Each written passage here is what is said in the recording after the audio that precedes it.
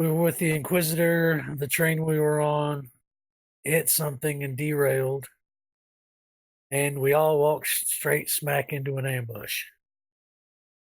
Oh yeah, that's how we ended it. Good And times. per usual, Manos is starting with 0 wounds. I healed at the end. I've got 12. Hey, 12 whole wounds. You might want to heal another time right now since you got your fate points back. Because 12 is sketchy. Especially when they have autocannons. Especially when they have autocannons. You have multi-bombs, don't you? Yep. It's nice multi-bomb with those autocannons.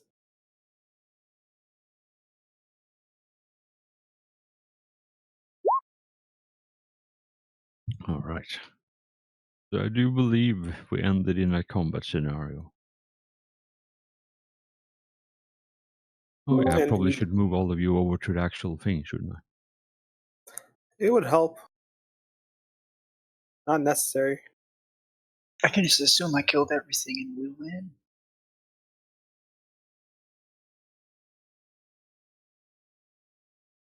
I mean, you say that, but I am not convinced. Alright, so anyone want to heal before we start with this? Already healed to full with all my fate points last time, so I'm good to go. Alright. Yeah, I should probably use at least one of them. At least. It's just a D10, right? Yep. Yep.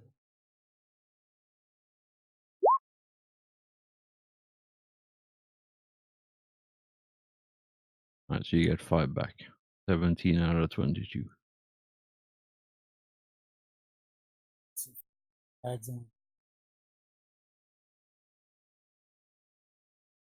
Alright, Manos. You, the situation is as follows. You are in a pitch black room, or tunnel, I suppose. There is a slight incline, incline. And on that incline, there is a barricade of trash and scrap metal. And beyond that barricade There's more stands a whole lot. trash. Yes, in the form of human characters with a variety of weapons, including but not limited to autocannons, hell guns, and a whole bunch of other cool stuff I'm not going to mention. I would, first of all, as you're planning your attack vector, I would like you to make me a sight-based awareness, which I do believe is a total of plus 20, with your helmet on. To see if you notice something. You just need a basic success on this one, and then you get it.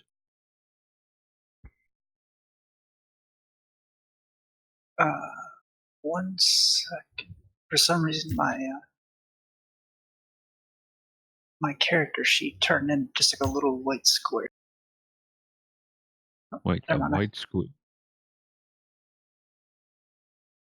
It was like a small transparent like rectangle that just said Manos. But Oh yeah, try double clicking on that. Yeah, that's what I did, and it's fine now. Yeah, it's basically minimize the character sheet. I do that all the time with, like, when I juggle 20 character sheets. So sight-based awareness plus 20 total, unless you have a bonus in addition to everything else.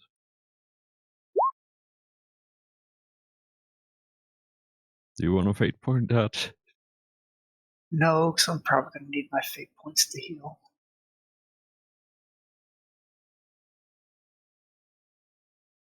Fair enough. Alright.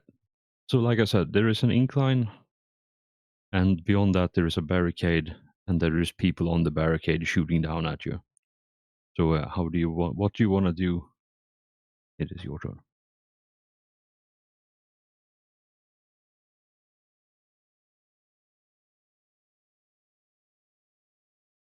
And for the record, all of these characters are standing like immediately behind the barricade.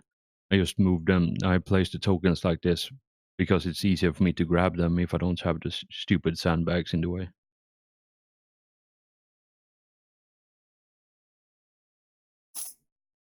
So I'm thinking maybe pilot test to fly over to one. Can I Alright. fly charge? Yes, but you, like I said, you don't have to fly. You can just run up the incline and just slash over the barricade. Like you can do that, and as long as you don't hit the legs, they don't get the bonus armor. Yeah, but I'm assuming there's probably mines or something. That's why I had to do the awareness test. And I really don't want to charge over a bunch of mines. Fair enough. Yeah, you can do a pilot test to see if you can charge and fly up and towards them. If you fail the pilot test, you're essentially stuck in place. Since you've So got if a I But he failed can't the pilot walk if he test, fails it? no, No, he can't. He can't fly if he fails the pilot test. He can still walk, can't he? Yeah, but he won't be able to fly over. Like he would have to walk around or walk straight across.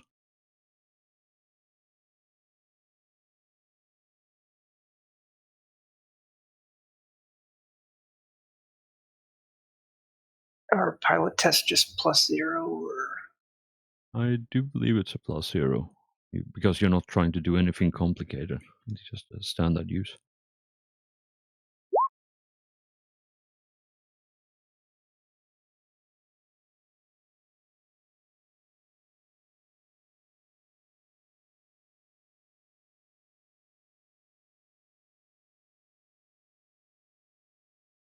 Well, so you flare your pack and try to leap up in the air, but for some reason the machine spirit isn't too happy with you at the moment. Don't ask me why. You would have to ask the tech marine that. But yeah, you don't seem to be able to take off in your current situation or current state. so if I just did a charge, would I have to count like going all the way around since No, I'm no, doing a run charge? like I said, if you just want to charge like straight up, you can charge up to the barricade and you have the reach to reach over. Like the barricade itself is not as thick as the sandbag tokens on the map. I just made them that thick to make it a bit easier to see them. Is But it yeah, you like can, a sheet metal wall? Like a sheet metal, yeah, like knee-high wall? no, probably be like waist high or hip high. Waist high? All right. So, like It's I like said, you sheet metal. can't. Yeah, you can't charge up to the wall, up to the barricade, and just slash over it. And like I said, as long as you don't hit the legs, they don't get the bonus armor to it.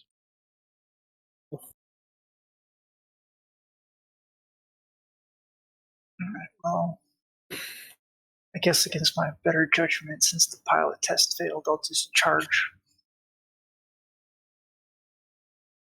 All right. Yeah, so the two bigger tokens there, those are like groups of guardsmen, and then you have a couple of others that stand out on their own. So the bigger tokens there would count as hordes, and the smaller one are individuals. Alright, I charge the horde on the right. All right. So do I stop in front of the barricade or do I make it through it? My charge. You would stop. It depends on you, but you can stop on the outside of the barricade, just next adjacent to it, and you will be able to reach through.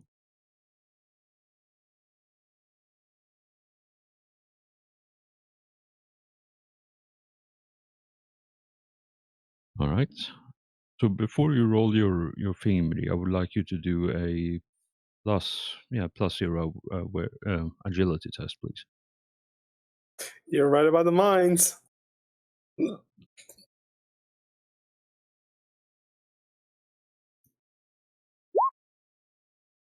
Excellent. Yeah, you step on something, but in your haste to remove yourself or move yourself towards the enemies, you hear a explosion behind you, and yeah, you manage to move out unscathed from it as the ground behind you explodes.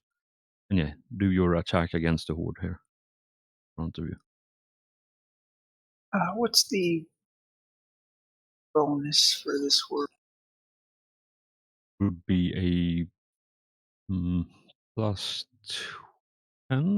I think. Tell you what, let me have a look, but I'll say plus 10 for now, tentatively. So 10 from charge, 10 from size, and then if you have anything else that augments that further.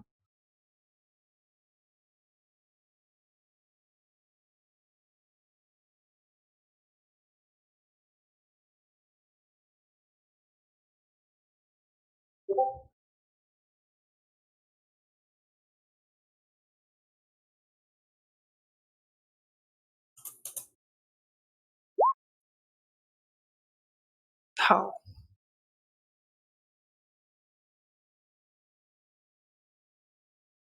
I don't know. You're not having a Just good day, are normal you? March. You're really not having a good day. Well, at least you didn't step on the mine, so that's something at least. But yeah, if you want, you can fate point that. Otherwise, you carve up a nice hole in the barricade. Nah. I'm gonna hang on to my fate points. All right, probably a smart move. I mean, if I didn't have to use one to heal right off the bat, I might have. Yeah, I mean that's a smart move, honestly. Right, Pariel, it's your turn.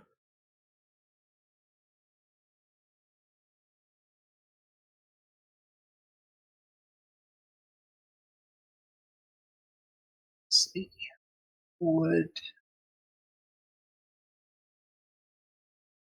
a shot from a hand flamer set off mines? Probably not, but it would depend on the mine themselves. Like some devices, like it really depends on the devices, honestly. Like if it's conventional explosives, then probably like because it would cook. Or if it's like grenades with a pin, probably they would cook. But hard to say for sure unless you actually know what you're trying to step on or avoid stepping on.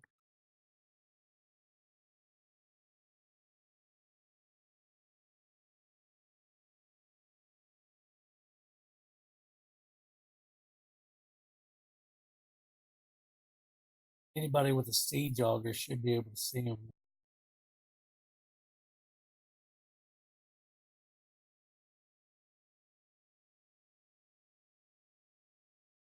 So I'm going to move and then just to, I guess, test. I'm going to shoot the ground, shoot in front of me.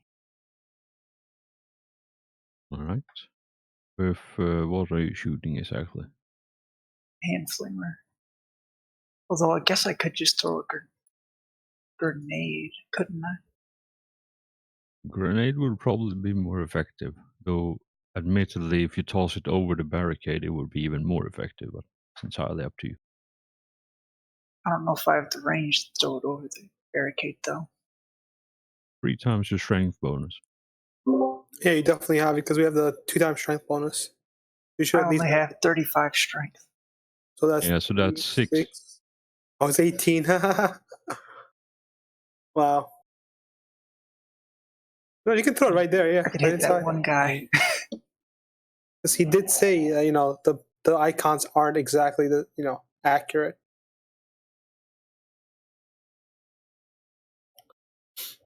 Yeah, no, it's more of an approximation rather than like exact science. Yeah. So I'll give you that if you want to toss it over the barricade, just a straight ballistic.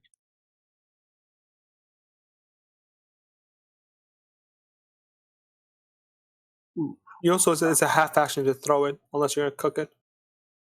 Yeah, so what you could do is you could take half action aim and then toss it as a straight attack or standard attack, and then you get a +10 to that. Or you could I actually move. can't do that. Now that I think about it, I was going to shoot because I have, what was it called again? Hip shoot? Hip shooting, yeah. You can move and shoot. I was going to do that because I could do my full move and then shoot once. You can do that. Because I did my full move was the only reason I got this far. So I can either shoot with my hand flamer or do nothing. Is your hand flamer half action? See, with hip shooting, you can do your full move and then still do a standard one-shot attack. Yeah, isn't throwing a grenade a standard attack?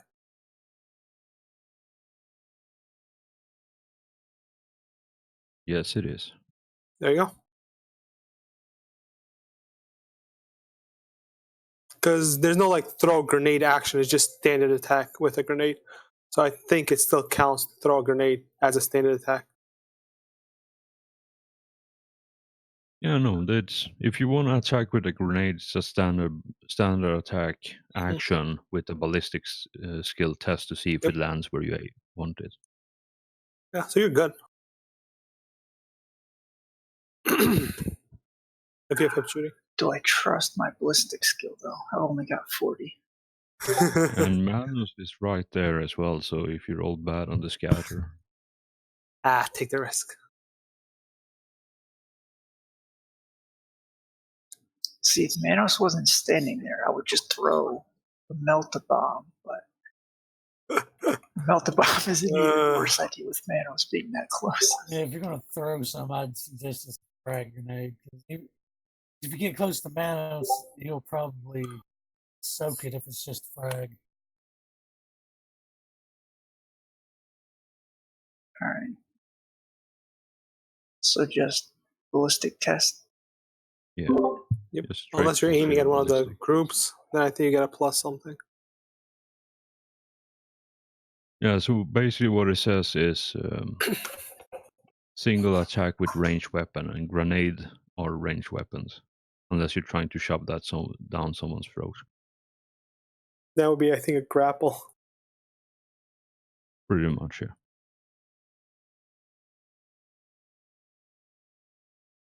All right, plus 0 ballistic.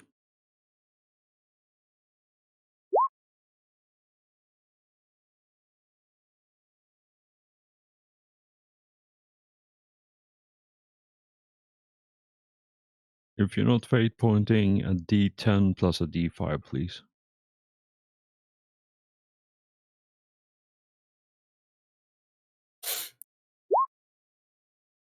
Oh, shit. Oh, that's not. I think the D5 is how far you go, so I think you're fine. You got lucky. It still hits. It doesn't kill Manos.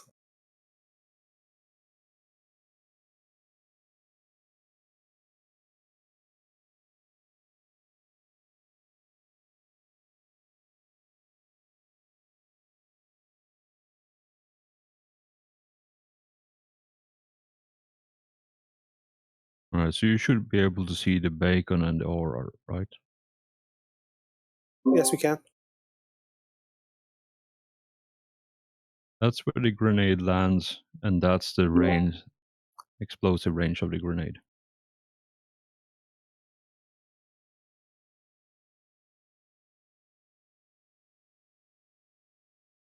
Yeah, the blast, it's 4-meter blast, or blast 4, which is 4 meter. Lands there, moves 1 like half a thingamajig from where he tried to hit it to the right, which is all of the people there. So it does damage to the hordes, does to the person and to Manos. Right, so I need you to roll me damage, please, for the grenade. So I think Manos is gonna soak this, no problem. All right. Just before I roll, frag grenades are supposed to be 2d10 plus 2. I thought that was changing the errata.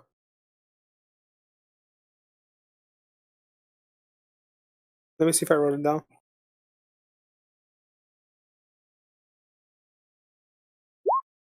Yeah, frag grenade is 2d10. No, that's from the errata, so 2d10 plus 2. Okay, so that's the errata one. Okay. I knew one of them was errata. Yeah, so 12 damage, 0 pen. I think Manos is fine. This is to the body. Ace fine. If Manos has 11 armor on his body, then with toughness bonus, that's nothing.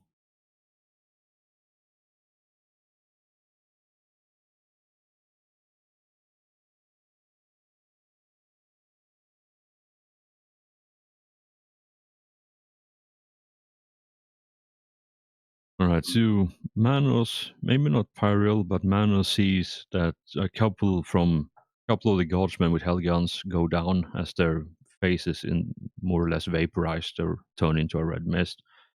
The person standing there, or maybe cowering behind the barricades, Manos can see him, maybe not Pyril.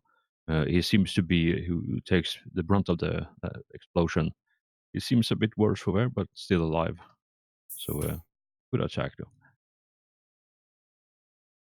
Want to do anything else, or is that your turn? That's his full turn. Not bad.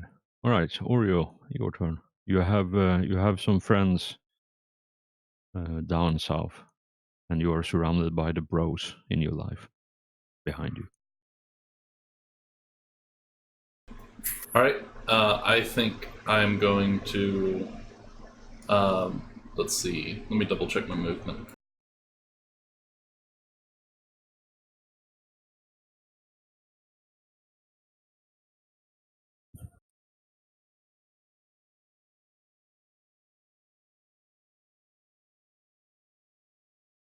Is this guy one dude? Yeah, that's one dude. Okay, I think I'm going to start by charging him then. All right. Yeah, he looks gruffer than the other ones, and he's standing on the barricade, or just behind the barricade, and shouting orders at the others. If you have a So- jetpack, try and fly to him because we think there are mines. Yeah, my jetpack has move 12. Can I charge with a jetpack by any chance? Yeah, but it would, like I said, traffic. If you want to fly over, like fly up and then charge from the air, like you can do that, no problem. But that requires a pilot personal test. If you just want to flare it and get extra movement as you're running on the ground, you can do that without a test. All right, I'll do a pilot test then.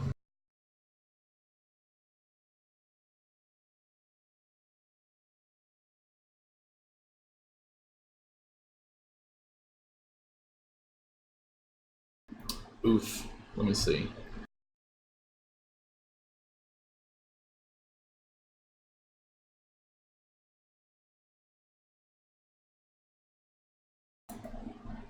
Alright, so what would be the result of failing this? Do I not make the move, or do I go prone or something? No, You just don't fly. yeah, the pack doesn't take off. Like something in the engine isn't responding to the increased demand in power output, so you just stay put where you are instead of flying away. So you can still charge. Yeah, you still have your full action to half action if you want that. Like you don't lose anything by doing this. Alright, I think you just said pilot skill is a free action that you can use Yeah, anytime. that's pretty much it. alright, in that case, I'll charge that guy on the ground. Yeah, you sprint up the hill and take a swing at him. So But first, I first- would like you to do a +0 agility, please. Who would have thunk it? Actually, I would like you to make 3 of them. First one. I don't know, somehow I got lucky.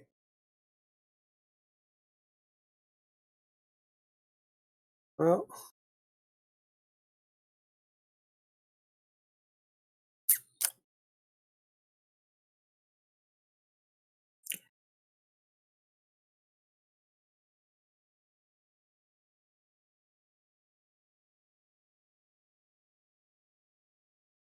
All right. So as you're running across the ground, 2 explosions, or actually 3 explosions, underneath your feet as you're running.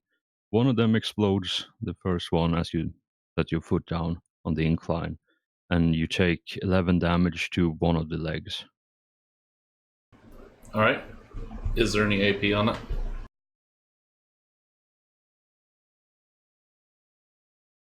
Yeah, to the left leg, and the pen is 4.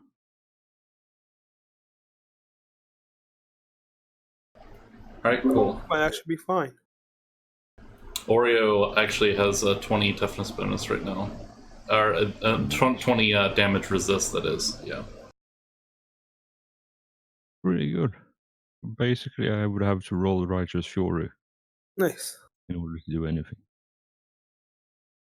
Alright, so I'm gonna roll for attack, and that's just a plus 10 basically from the charge, I think. Yeah, plus 10 for the charge. And if you hit the legs, then he gets plus armor.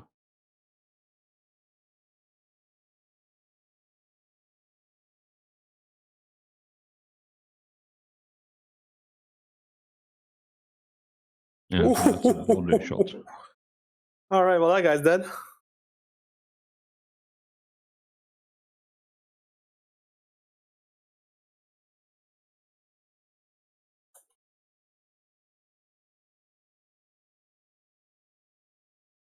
And before he's actually not dead. Yeah, you know, I don't have to even check the character sheet. I know for a fact is that he had like 10 wounds, 4 armor. I mean, if he didn't die from that, then we would have a serious problem on our hands. Oh, God. In before random demon host. There's Okay, a reason he was given the orders. I mean, so Oreo, as just before your breaching auger impacts into this unfortunate individual, you see that he is wearing the sergeant's badge, sergeant's stripes on his Imperial Guard uniform. Looks tattered and battle worn, but he has the Aquila. He has all the trappings of a normal Imperial Guardsman, and your breaching auger just rams into his chest and forever just turns him into a fine red mist. Like anything we do, just red mist. That's the end game of it. I mean, when fucking more than half the party has breaching auger, there really isn't much else that happens. All right. Tell you, does anyone have the crit table open, or do I need to flip? I can open in one moment. Good, rending 10, please, on body. Yes. Because there might be some fun stuff happening with this. I know energy happens. It's always like the book is super slow. I don't know why this book is so much worse than like other books. I feel like it takes forever to get anywhere. All right. Crit is page 250. All right, rending to the body. Yes, 10. I do love reading these. Energy, explosive, impact, and rending. All right, rend to the body. First, we have to do the 9. The powerful blow cleaves the target from gullet to groin, revealing his internal organs and spilling them on the ground before him. The target is not quite dead. As above, expect the area and the target are awash with gore. For the rest of the fight, anyone within 4 meters of the target's course must make an agility test or. And I think that's if they're moving, because I don't like you just standing there. I don't know if you're gonna be slipping. Yeah, no, it says moving, so. Yeah. So if you want to move out of there, Oreo, you might have a problem. But you're at least covered in blood. Hey. Yep. The enemies might not be. There you go. Hold all those fucking sentrymen or whatever they are. Question: Who had the autocannon?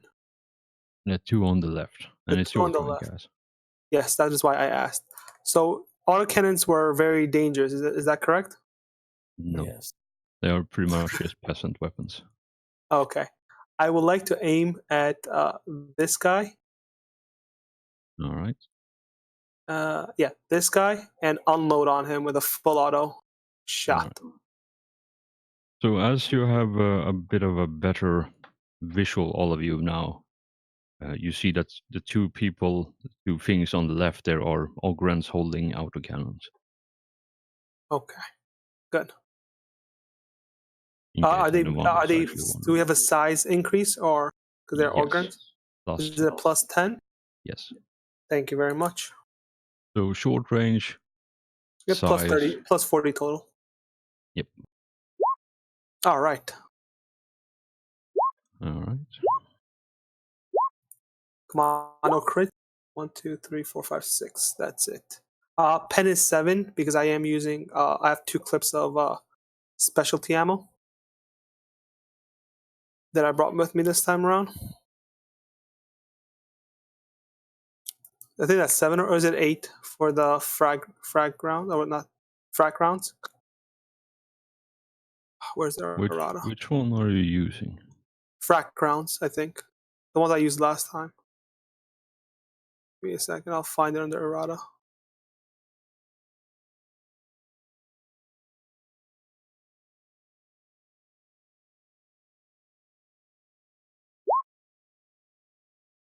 Yeah, no, I don't think that's a successful dodge attempt. Does he survive by any chance? I don't know, man. Maybe. Let me Let's find have a out. look. You deal with your stupid weapon bullshit, and I'll deal with this damage.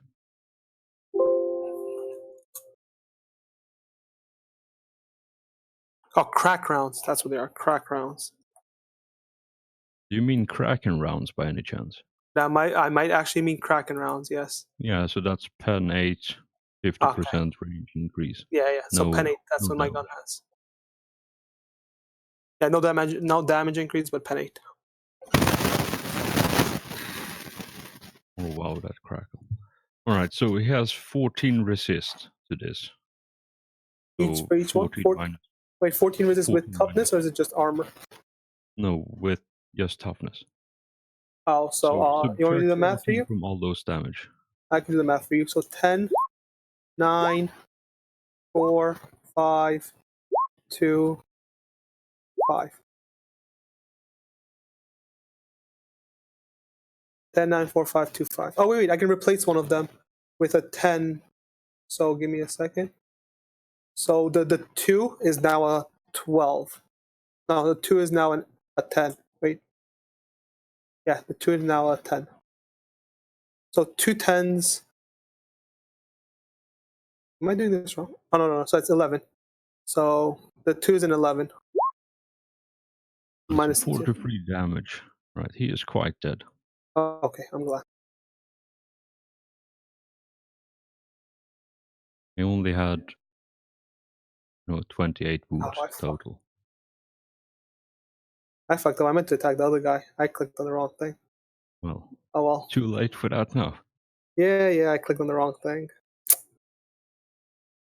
I mean, I'm just saying Oreo was right there, man. You could have just shot him.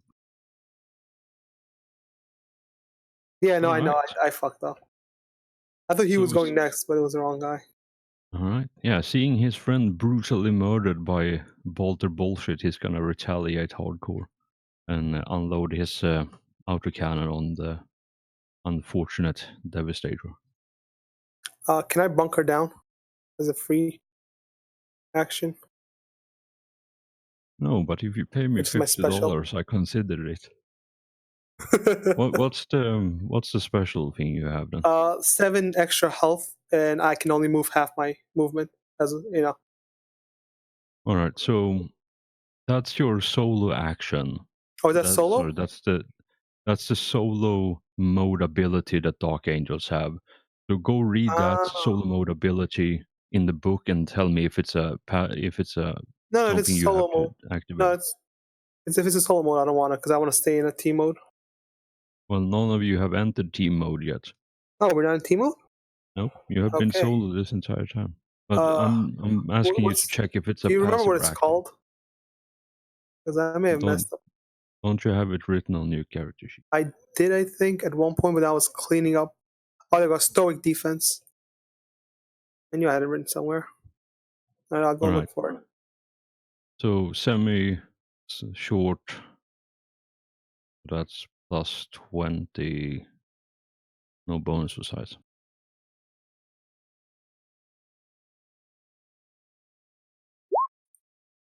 Oof. Pretty good. I like to dodge. Try that. Dodge. Can I reroll that? Sure thing. Fuck. I don't know why you guys are worried. This doesn't have tearing or anything. All right. So All right. Well, go ahead. No, it doesn't have tearing. Just The terrible Oh damage. God. Oh God. That's gonna hurt. Oh, let me look at my stoic defense. I'm trying to look for it. Dark Angel. So that's to the body, the first shot.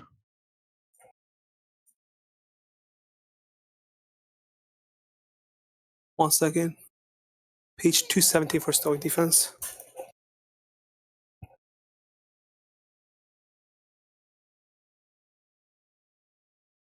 All right, stoic defense. Dark Angels are stubborn and once per combat, a battle brother of the Dark Angel may enact stoic defense. The Space Marine gains 6 wounds, and his maximum movement rate is reduced by half. Rounding up, Space Marine's ability to hold their current position.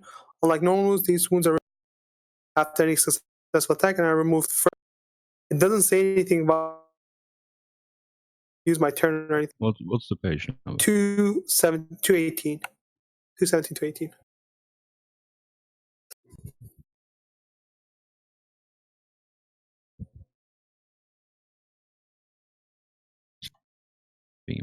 Stoic defense, yes. Once per.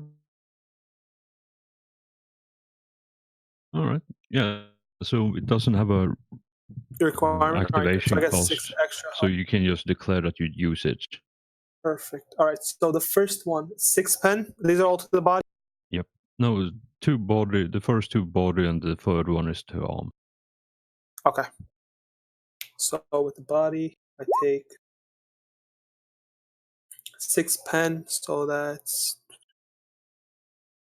6. That's 5 plus 10, 15. I mean, the first one was 11. Second one was.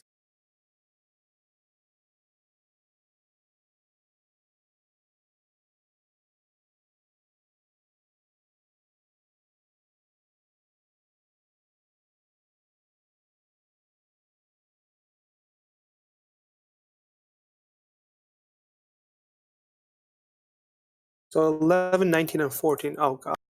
I got 6 wounds, so 30. So 19.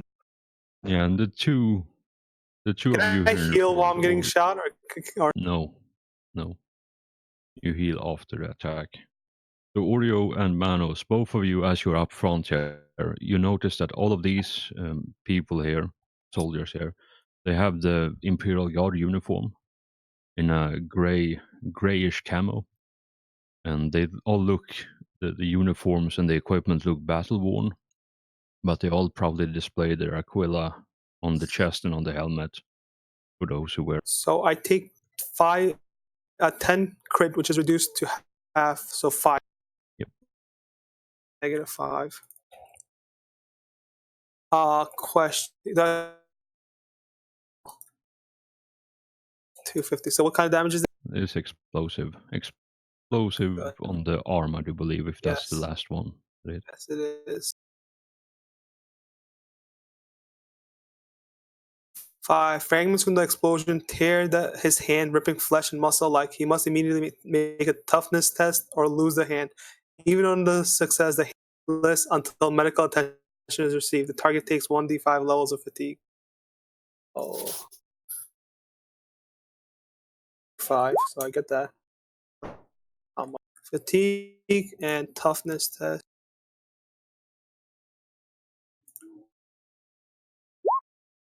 Oh God, I don't lose my hand, guys. I still have a hand. Still useless though. Yes, useless, but I have a hand. All right. Yeah. Oh wait, fix my health. 0 with 5 crit. Does that mean you can't use Ultra? Yep, I cannot use. Praise the Emperor, for he is mighty. It's okay. I have a hand flamer, guys, And a bolt pistol. and a bolt pistol. You're right, and grenades. Damn, your turn. Yeah. I had Like seen my comrade right here get shot up, his hand limping, with the fury of the Emperor. My opponent. pushing my Excellent. psi to a full-on 8 because I leveled that shit up last time. All right, now. Sorry, you're breaking up, Hellforge, really bad. Or is it me? Yeah. Robot.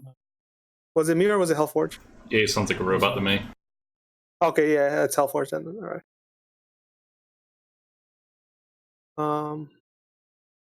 I mean, I guess I'll wait.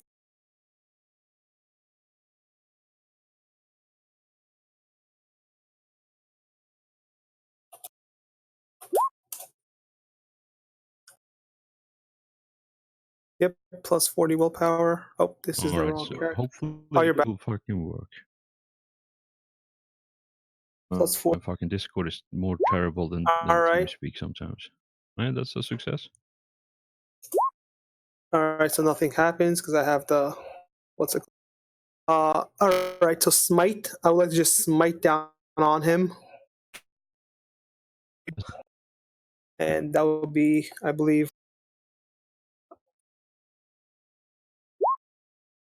And I would like to replace that 1 with an 8. So that's 34 plus 7. So that would be a 30... That would be a 41 damage with penning.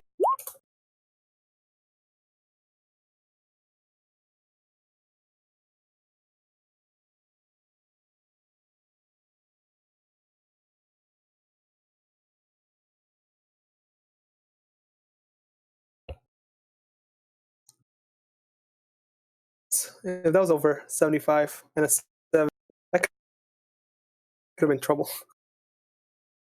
And he has 1 HP left. Oh, fuck. Oh, that's It's unfortunate. beautiful. That's unfortunate. Don't worry, Oreo's got him next round.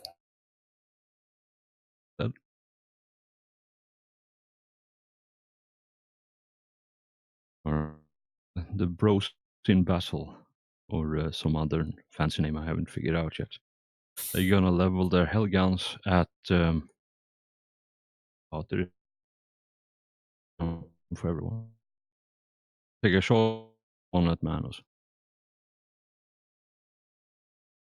And of course I didn't have the fucking weapon for this. One moment. Talk amongst yourselves while I deal with this.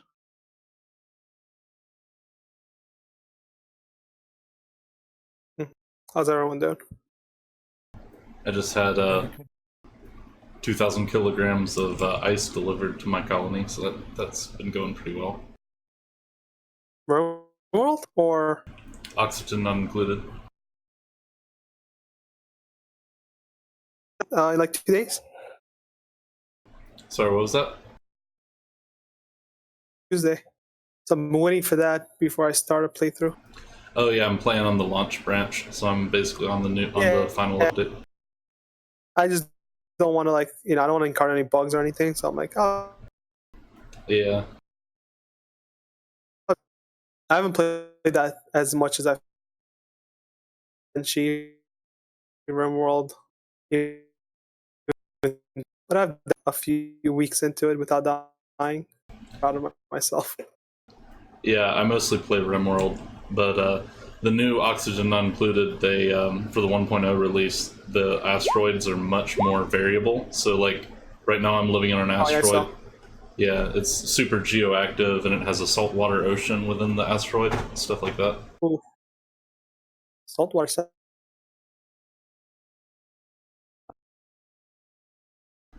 It broke up a little bit there. I know.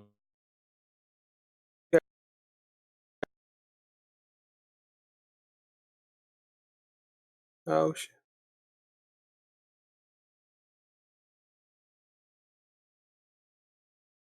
So 14, that's one of the arms.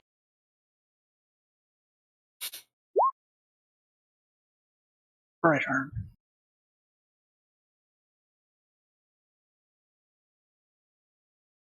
I'm the one that's at round. Well, at least they don't have Righteous Fury. You're right. At least they don't have righteous fury. I just realized instead of that. There we go. Alright, so you can actually dodge this if you Oh, I can't. Yeah, this is... Actually, no, it's a horde attack. Sorry, my bad. I was gonna say I thought I couldn't. Sorry for teasing you, man. Got my He's a cruel genius. Technically not my fault.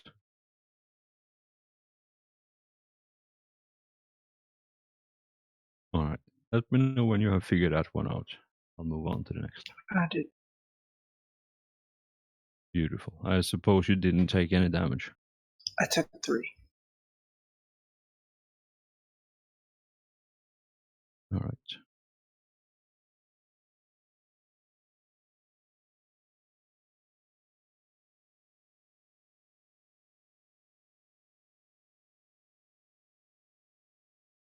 Alright. It occurred to me that that would check... I don't know. If... Wipe the damage you took, because I forgot that they're shooting into melee, so it would have been a net start with. Haven't gone far enough in the next phone should on.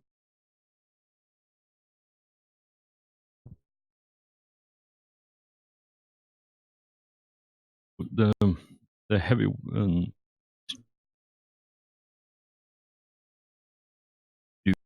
dude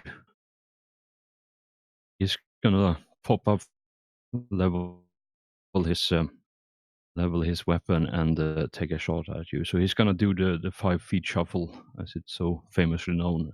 So he gets into point blank with you. He's also shooting into combat, though. Yep. So it's point blank plus 40 minus 20 for shooting into melee. So that's plus 10. Mm-hmm.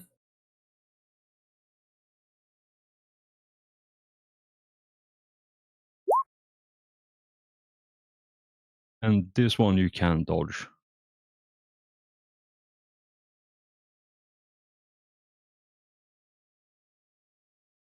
As you're feeling a searing blast of scalding hot melta streaking towards you. And yeah, somehow you manage to duck underneath the barricade, close or fast enough that the shot goes over your head, and then you pop out again. And the poor weapons guy seems fairly shaken up by this.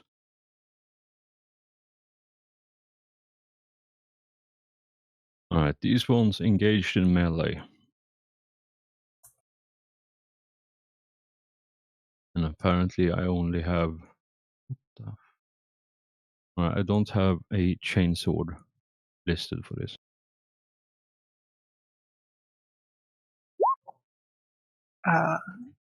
But I it was gonna doesn't... say I've got a chainsword, but it's got an extra. No, it's the dice. starter's chainsword, which is, a lot different than a regular chainsword. But yeah, they miss completely anyway, as they retaliate. Alright, Alf, it's your turn. Alright, let me see here.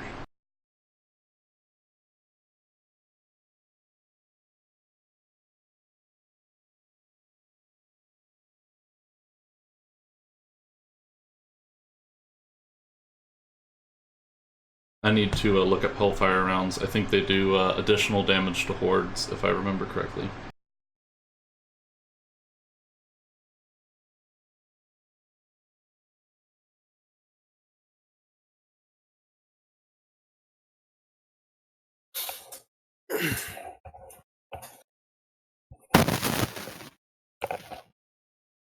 Alright, so Hellfire rounds, when used against a horde, it adds 1 additional point of magnitude damage.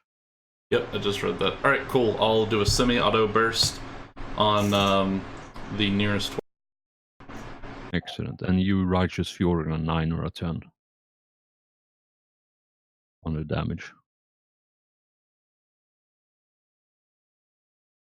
Is there any bonus to hit a horde? Yeah, plus 10.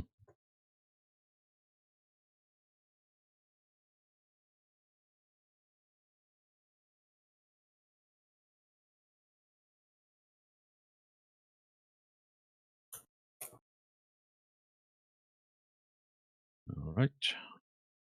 So it's explosive. Let's do it like this then.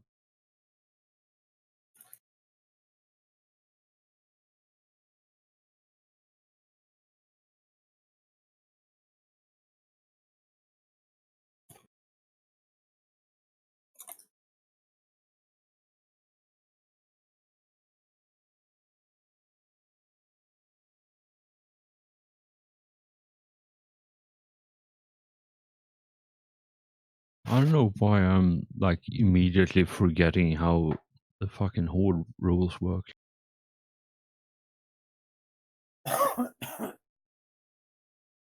Hordes are no fun. I mean, it's either that or say 380 maybe. No. God damn it. Apologies, y'all. 1 sec. Yep, no problem. Apparently I've forgotten the page before. It was 360, not 380. Close enough. Alright. So every hit costs an amount. Alright. So every hit reduced by 1. You hit once, because that's not even 1 degree of success. So 1 hit. Explosive damage, so that's 2 hit. You use the Hellfire, which is 3 hits. And I don't think there is anything else. So 3 points. If I'm not completely mistaken here. And you were shooting which one? The one to the left or right? The one on the left. All right. Yeah, you see a couple of people go down as the shells impact and tear them to shreds. So that's a pretty good run. You want to do anything else, or is that your turn? That'll be it for me. All right, Saf or Safriel, it's your turn. Gonna fire semi-auto at the dude with the melted gun. All right. Yeah, that's the one closest to Manos there, to the right.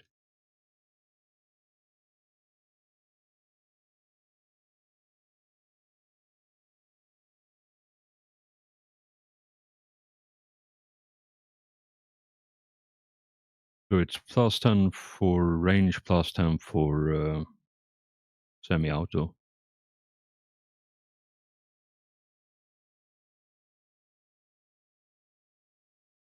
And like I said before, if you hit the legs, then he gets bonus armor.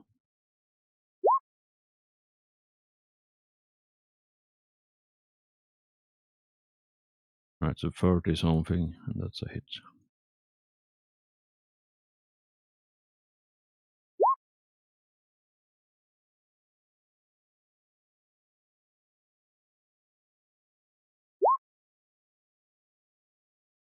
Just managed to squeak that dodge through. So let's see here, it's 0, 2, 4, 6, 8. So yeah, you land a second shot with that many degrees. So he dodges the first one, but it's not enough for the second one. So yeah, it takes 16 and 4.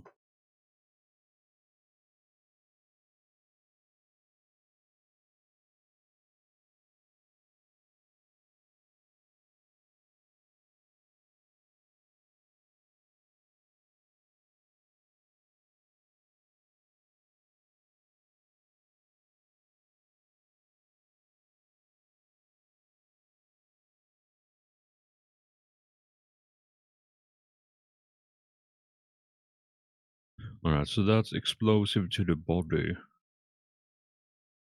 And here, did anyone have the crit table open? I do. What is it? Explosive body. How much? And I do believe it's either a 10 or a 9. 9 pieces of the target body fly in all directions. It is torn into bloody goblet. In addition, if the target is carrying ammunition, it explodes, dealing 1d10 plus 5 impact to anyone within was it 1d5 meters? 1d10 meters. If the target is carrying grenades, those also explode. You want me to read 10 as well? Yeah, because it's like he's 12 over crit. It's what? He's 12 over, like minus 12. Oh, so it is over 10. Okay. All right. So then I was 10 just still on the is, map. yeah, as above, except with anyone within 1d10 meters of the target is drenched in gore and must make a challenging agility test or suffer a minus 10 to weapon skill or ballistic skill for 1 round as blood fouls their sight. So everyone makes a regular agility test or minus 10 to their skills.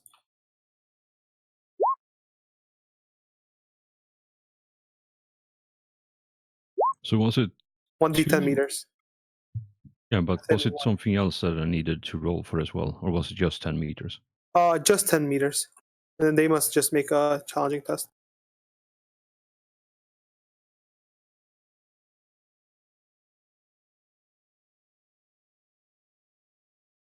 So Manos survives that. Alright, so I'll roll for them on their turn. The other 1d10 meters I think you were talking about was the 9, which was if they were carrying any ammunition, it explodes. To anyone within 1d10 meters. Is that what you were thinking of, Forge? Yes. Yeah, so that's 1d10 Alright, so meters for ammunition or any grenades. Alright. And it's the damage as D10 plus something impact. T10 plus 5 impact damage, yes.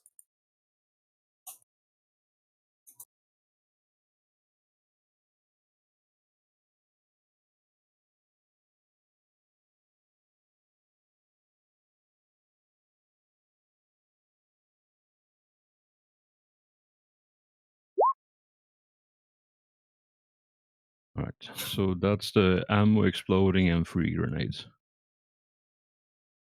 Depends there, I do believe. I think it's fine.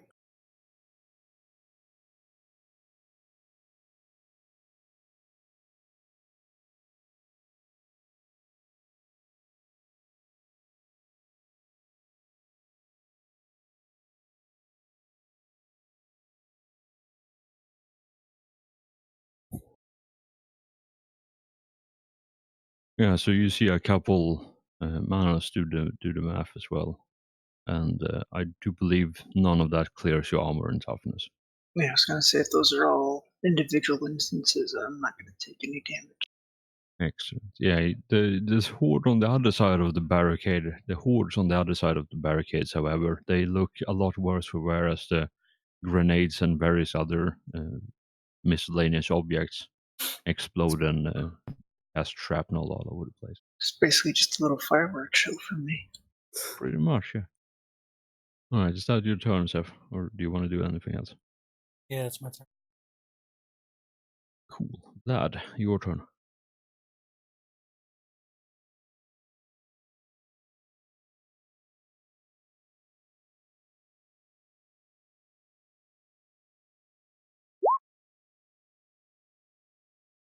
Oh, Vlad can't fly.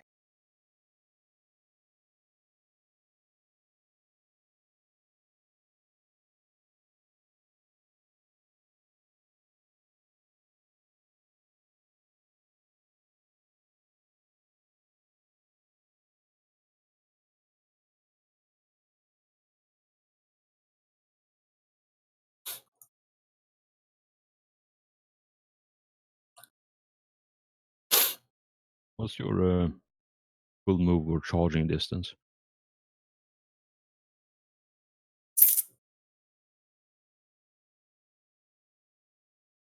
I think 30.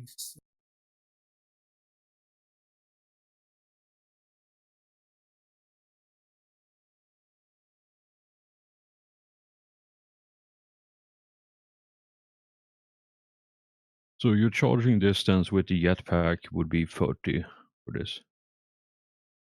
Or you can do a full run for 60. As the jetpack doubles your movement.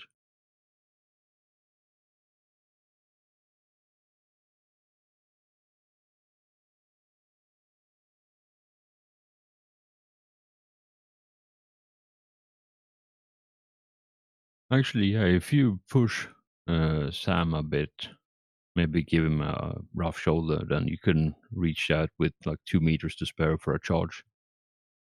All right, yeah, I'll charge him. Fuck you guys. Just ask me to Alright, move. you to make 3 agility test, please.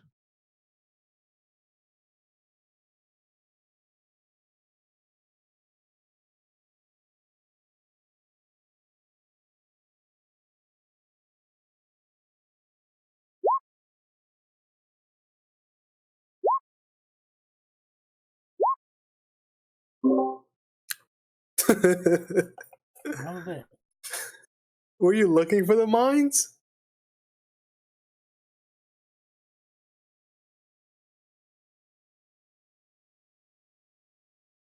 He was just clearing the minefield for you, Sam. You're right. I will charge that fucking next round. Actually, he might be dead. Thank God. Fuck, So almost killed those me. are that's the damage numbers you have Ooh, that second one Yeah. hurts. to deal with. And that's all to the leg as you're stepping on the minefield. Is there any pen? And 4.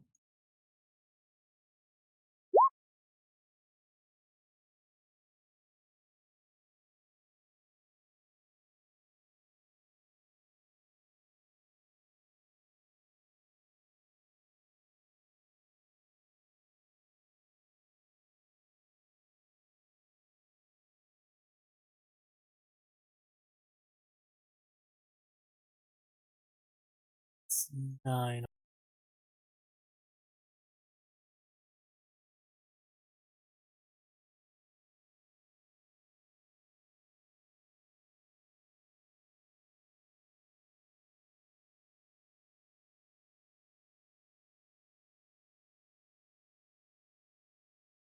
All right, and attacking.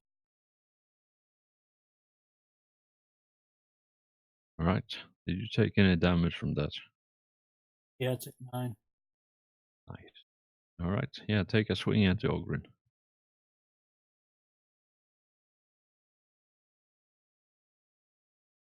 Nice. Yeah, 10 for size, 10 for charge. Then if you have anything else. Yeah, that's pretty good.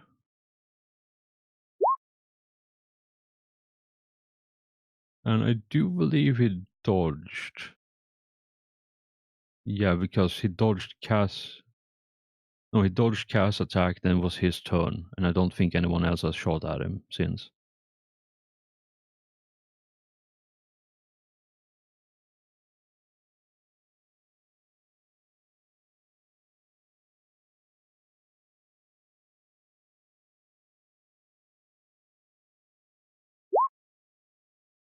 I could be mistaken, but it doesn't really matter with that kind of roll.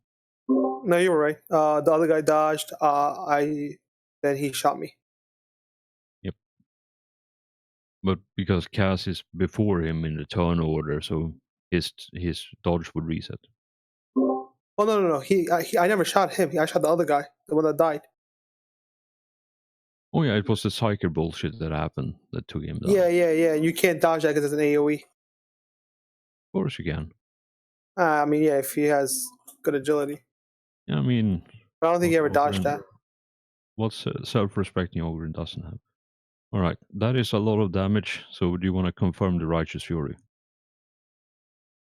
So same attack modifiers again, and then if you succeed on the attack, you roll the thingamajig. The thingamajig. Yes. As you do. The old thingamajig. I mean, you All can't right, do so the that's a thingamajig. confirmed crit. We have 40 damage total. Good stuff. 40 damage, pen free.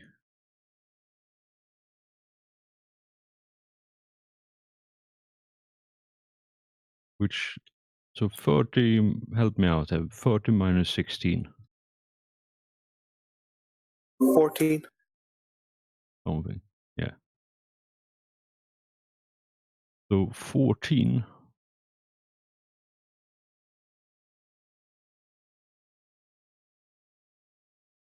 Oh yeah, he's dead. He only had 1 health left. He should actually explode with 14. Or rending, Yep. I guess, or whatever. The thing that happened before, which is he gets cut in half, which means he's dead, and anyone moving within that radius has to slip. Or I think 1 round or something.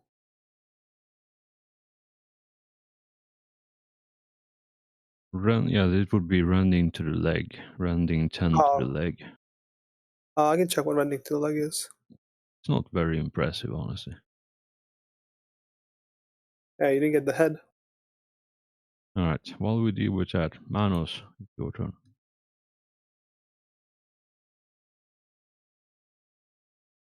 Rending to the leg. With a meaty chop, the leg comes off the hip. The target pinches in the ground, howling in agony before dying moments later. As above, except the tide of blood is so intense that for the remainder of battle, anyone making a run or charge action within 6 meters of the target must make an agility or fall over. Impressive. Yes, it is very. I'm Alright, so what are you? attacking with a swift attack. Are you attacking the horde with swift attack? Yeah. Alright. I was just confirming because you broke up for me.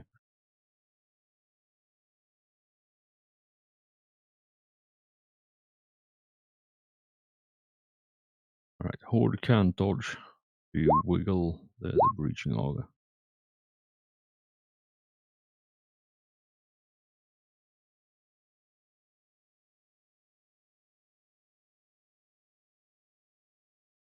So let's see here. Melee on horde every 2 degrees of success is an additional hit. +1 because power field. +1 because, or double that because you're whirlwind of death. So 0, 0, 2, 4, 6. That's 4 hit. +1 for power field. Actually, did we do this right last time? So it would double each hit, right? Instead of just +1. So it would be 4, 8. 8 doubled because whirlwind. So 16. I'm sure I'm doing this wrong. Never. I mean, basically, because of the power field, it's every degrees of success is basically a magnitude damage, right? That Yeah. make it easier. Yeah, pretty much. And then double that, yeah.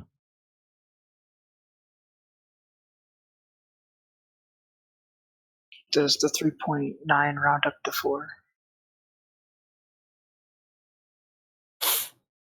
Or is it only the 1 hit from the second?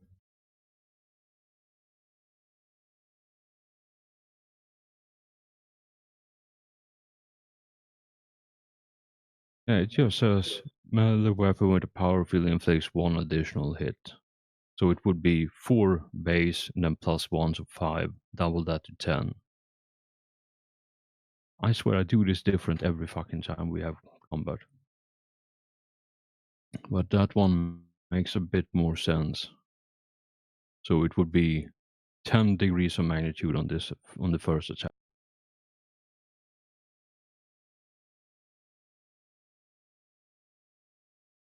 And the second attack, so 0, 2, so 2 attacks. Yeah, so 3 attacks, 6 magnitude total because doubled. Yeah, so you managed to kill the horde. Congratulations. I'm sure I'll write down in my notes that I'll look up this shit between sessions so I have a definitive answer for next one. Because this is one of the rules that I'm always a bit wiggly on. Alright, Manos, do you want to do anything else or is this your turn? That's it. Ariel.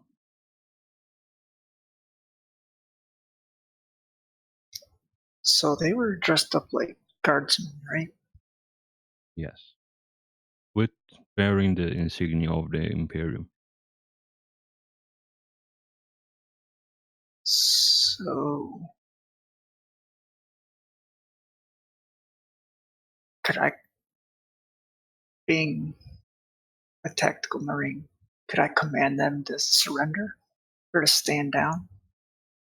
Yes, the disposition would give you a bit of a penalty to it, but you can certainly try.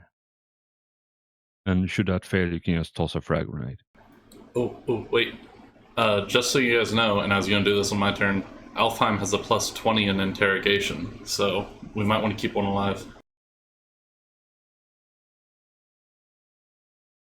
We don't keep people alive. Because I've been wondering why, if they're guardsmen, why they would open fire on Space Marines. I mean, that is an excellent question. But yes, yeah, I'm looking, and obviously, because we haven't done any form of social thing ever in this game so far, I didn't actually bother writing down the page number for dispositions or social encounters. What's a social encounter?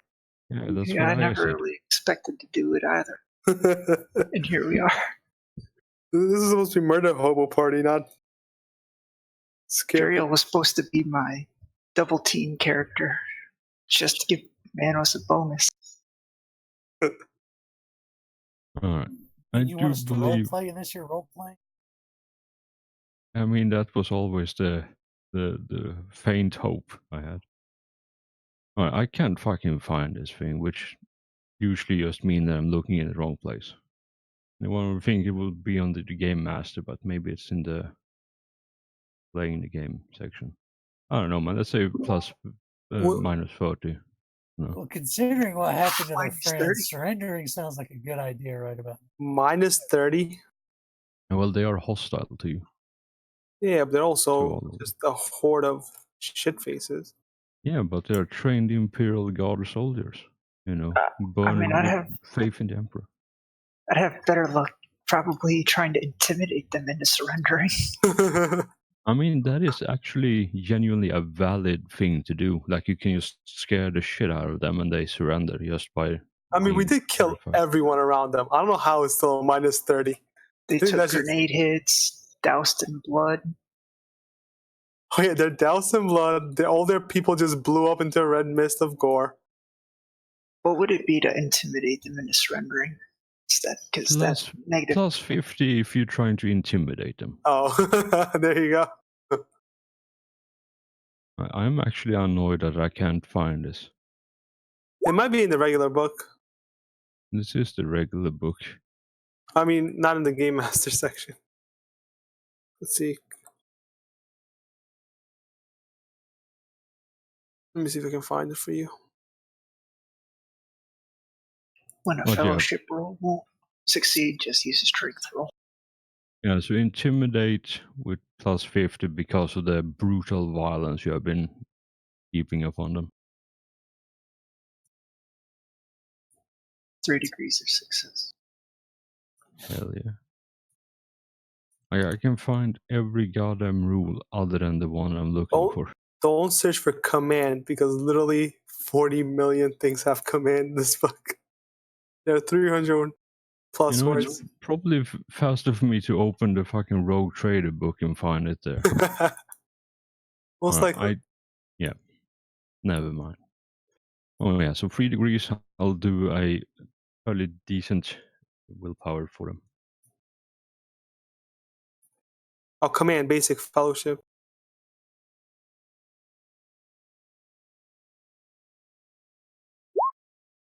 Yeah, no, they so what do you intimidate them to do, basically? To put down their weapons and surrender. Yeah, you see them all just almost in perfect unison, just toss their weapons and hands up and look resigned to their fate, seeing as all their friends have been murdered. So the skill command doesn't say anything about No, using it on a this- hostile. Not that. Command is on friendlies and neutrals. But intimidate you can use on anyone. Oh man, fucking hell, it's interaction, I think. So 275. You know, I knew it was in somewhere in the book, I just didn't know where. Actually, no, I lied.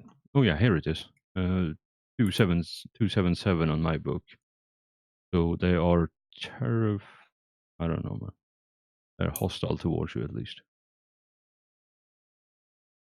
But they're also intimidated or terrified, rather. So, yes, you manage, and they toss all their weapons, or most of their weapons that aren't like literally grafted to their bodies.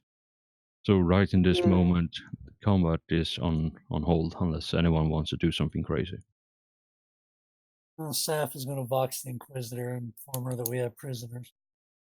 I would also like to ask one of our healers if they can get my hand to working condition. One of our. That was a thing. Yeah, I mean, I wouldn't mind being able to use this hand again. Maybe give me a little bit of life back. All right. Yeah, so you walks the Inquisitor, and he gives you the affirmative, and start moving towards your general direction. In the meantime, what do the rest of you want to do, as you have probably like 5 or 6 well-trained, decently well-equipped and supplied guardsmen of different ages, genders, colors, shapes, and sizes. Alfheim would like to interrogate one of them to find out what unit they're from and why are they acting in this particular way. Also, why are they defending this spot? And before anybody moves, with my siege aspects, can I see the mines? Yes, a plus 20 tech use, please. Unless you can just click on it and it tells you everything. I don't know. I think it's a click on it I haven't type seen. of thing. I haven't seen a page number yet. In some of the other books, I can't remember which one.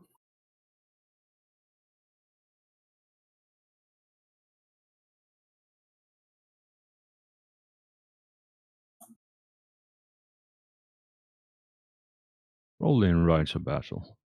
I guess you start. So roll the. If you want to interrogate the prisoners, plus let's say plus 20 interrogation. See if you can bring some nonsense.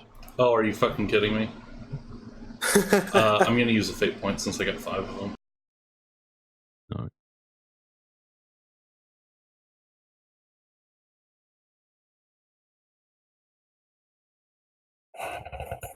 Well, the Inquisitor is on her way in interrogation kind of. Yeah, that's true. I was just I bought this skill a while back and thought I'd never use it, so. All right. Can always get things started for. Yeah, so there is a whole heap of cool stuff you can use this. I'm kind of thinking. So it just says that it's a powerful scanner that can see through things. So with a normal aspects, it would be a tech use to activate it and let that scan, see what readings you get. So I'll say a plus 20 tech use for the siege aspects to scan the area, because you're scanning on a relatively shallow depth to see what kind of crazy things you can find. Right. I mean, you could have just let the guys walk, and whoever explodes, that's where the mines are. Yeah, but we want them alive. Now we need one alive.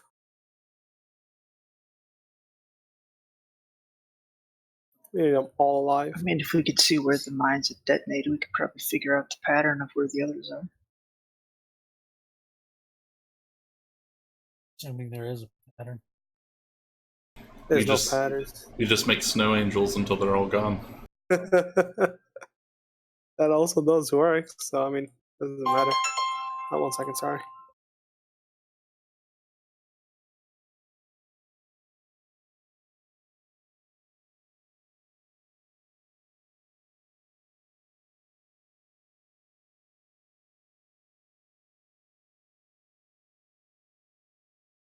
You should be able to see the red dots. That's a lot. Yeah. I am sorry to do this, but I will have to get off at 10 o'clock my time, so about an hour and a half. I have someone coming over. It's fine. I think we can manage to like get to the next bit, and then hopefully from there we have a good end All right. point, and then for next week we have a good Thank start you. point. Sorry about that. No worries. Real life always gets in the way. Yep. But yeah, you have the siege aspects reveals all the planted mines or whatever explosive devices they are in the ground, and it looks like a fortified position. That's All right, that's so when I go through and start marking them all so nobody's. all right, do you want to actually investigate and see what they are, or just put a marker down? Yeah, I'll see what they are. Yeah, so you brush off some of the rubble and rubbish, and yeah, you see a fairly dirty and dinged up bolt shell. And yeah, as you carefully pull that out of the ground, you see it has a very, very basic, very rudimentary like detonation mechanism. So once you, with a spring, so once you step on it, it pushes the spring down into the firing pin that activates the firing mechanism in the bolt round and explodes. So when the unfortunate few were charging across, you were essentially just stepping on a bolt shell that exploded.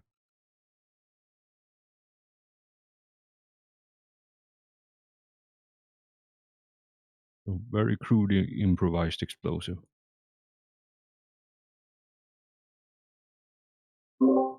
So, question with Cass. If I were to go back up to the ship, let's say I use a teleport or beacon to go up, and can I teleport back down with another teleporter beacon?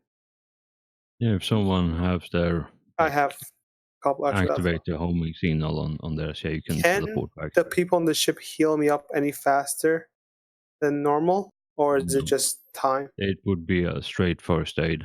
Okay, so Obviously, the chief apothecary up there is a lot better than whoever is down here, but yeah. it would. But I mean, first aid wouldn't really get rid of my crits very well. No. Okay.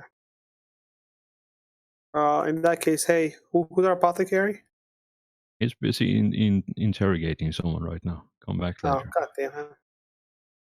All right, so you rolled at least 1 degree of success. So what do you want to ask? I'll give you one question for that right now. All right, I'll just my question will be basically who is he working for right now, or who's in command of his unit? Ooh, not the command. I think the commander we killed. Well, that would be like their sergeant. If that was the only guy here, then that would tell us a lot by itself. So if he says it's that guy, then there would be no more of them if my question were to be answered properly. Yeah, so the 5 or 6 left, they just looked at the blood splatter that used to be the sergeant. And one of them says, well, the sergeant died. There's no officer or anything like that? And one raises his hand and said, that would be me. I'm Corporal Penders. So you're the only Imperial Guardsman in this area? Like you don't know any other unit who's under your same affiliation?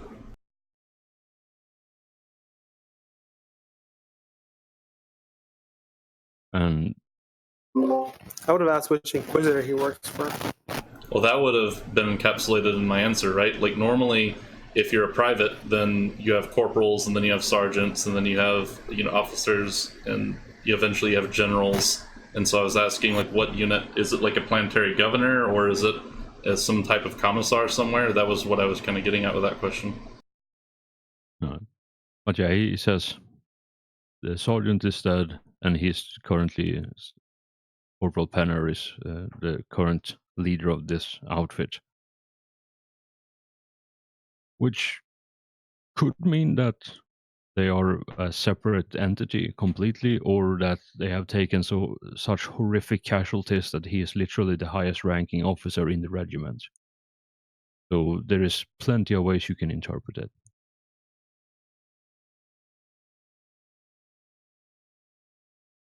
All right. So as far as they know, the general is the highest ranking person that they know of, basically, or the sergeant. I mean, as far as the corporal, because the question you asked was who's in charge here, and as far as he knows, as far as they know, he's in charge. I was asking who is in charge of his unit. So Oh. it would be like if I asked a United States soldier who was in charge, he would say like the 4-star general, right? Yeah, I get what you're saying. I misunderstood the question. But yeah, he would say, I suppose General.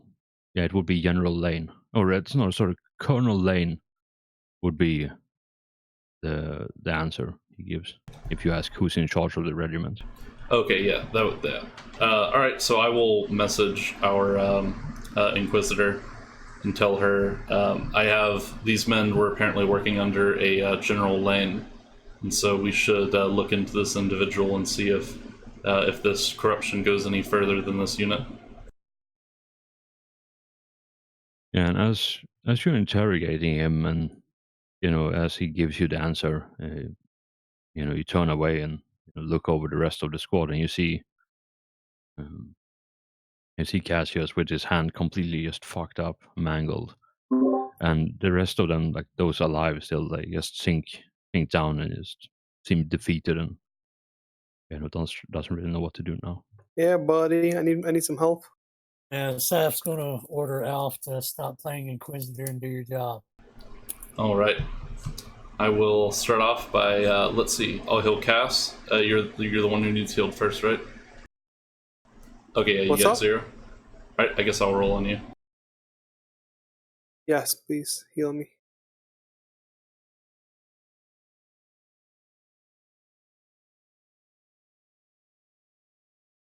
All right, and I heal double whatever I normally do, and so that if it's So would it 1 be crit, then it'll be 2 crit. crits? Yep, Yes, thank you very much. that's from the Narthasium. I trusted you.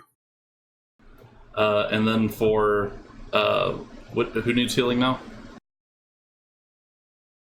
Vlad and Manos. All right, rolling for Vlad.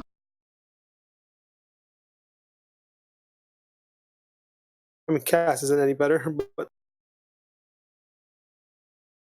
he's a little bit there. And then Manos. His hand is at least better.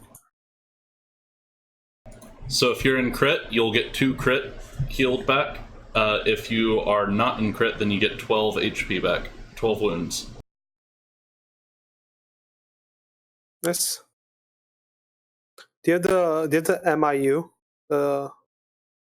If you had a good. With the MIU, I could heal back, I believe, 24. Yeah, it would be your intelligent bonus would be if you have double. You have intelligent bonus double. Nope. The Narthasium doubles whatever I normally heal. Okay, so you get unnatural intelligence, so whatever your intelligence would be doubled, and then that would double that. So yeah. It's not the MIU that gives you that, first of all, and secondly, Not the MIU. Sorry, the Cortex. Space Marines can't get the Cortex. They just can't get the Cortex? It's not listed in any of the books. Oh, that's unfortunate. I like the Cortex. I know. Right. So you take a hot second to fix up the hand, and you interrogate the prisoners as best they can, but they aren't really willing to give you information. They seem more fatigued and just completely out of it right now.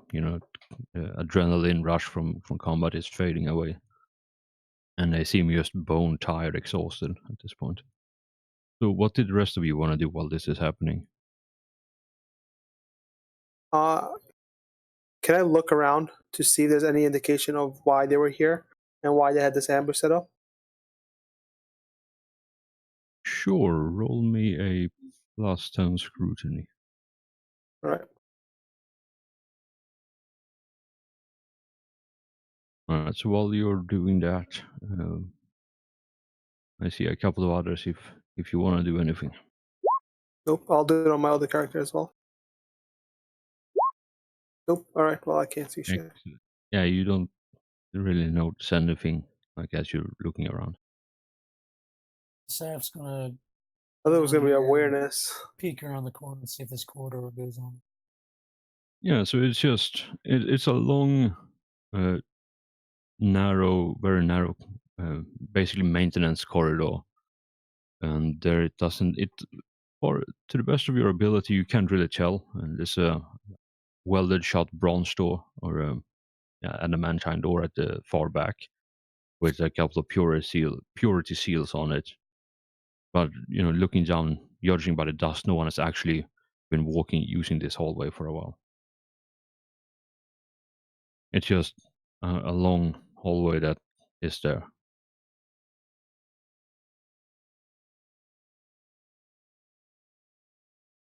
Okay, after maybe a few minutes of walking, the Inquisitor and her team shows up.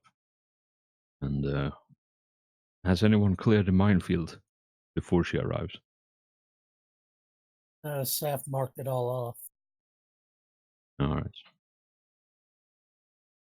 Yeah, she shows up, and I don't have a token for her, so you just have to imagine this.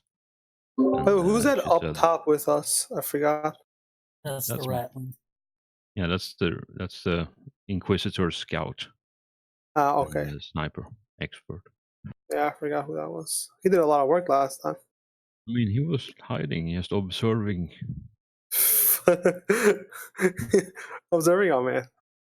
I mean, Thanks, dude. That's what he does. I guess. Yeah, so the Inquisitor and the rest of her team shows up, and yeah, he looks around at the carnage you wrought, Yeah. with a slightly raised eyebrow, and says, "You had some prisoners for me."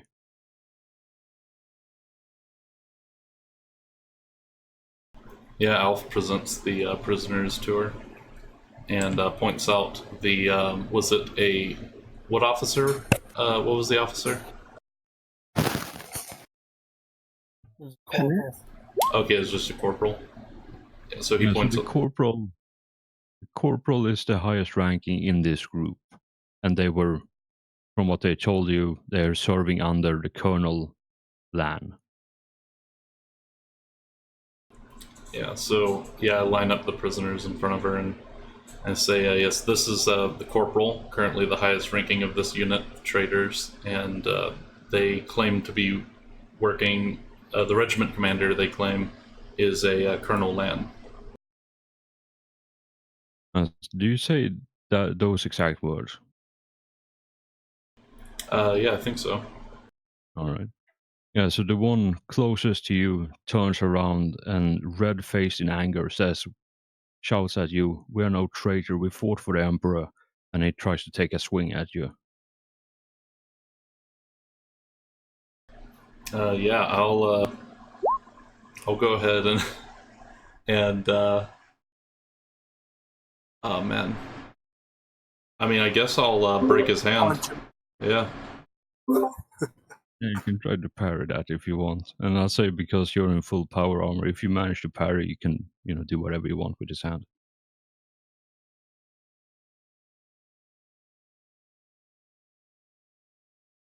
Just remember, you can do whatever you want with his hand. Oof. Right. Well, unfortunately, he's gonna do whatever he wants with his hand. Oh, maybe he misses. He rolled that attack. Yeah, he rolled a natural 2 on his attack. That's like a All right, then. perfect. All right. You fired under the servants of the Emperor's most holy Inquisition. You are traitors. Oh shit, bringing in the pain, the truth. We just need the American way now, justice. Alright, improvised weapon is, oh god, it's terrible. Like, absolutely terrible.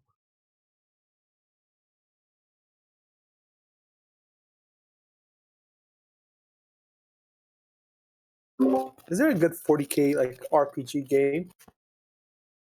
Alright, What so you the- take, 0-2, that's 20, which is an arm, I do believe, and it's primitive, so it doubles the armor. I don't think it actually does anything to you.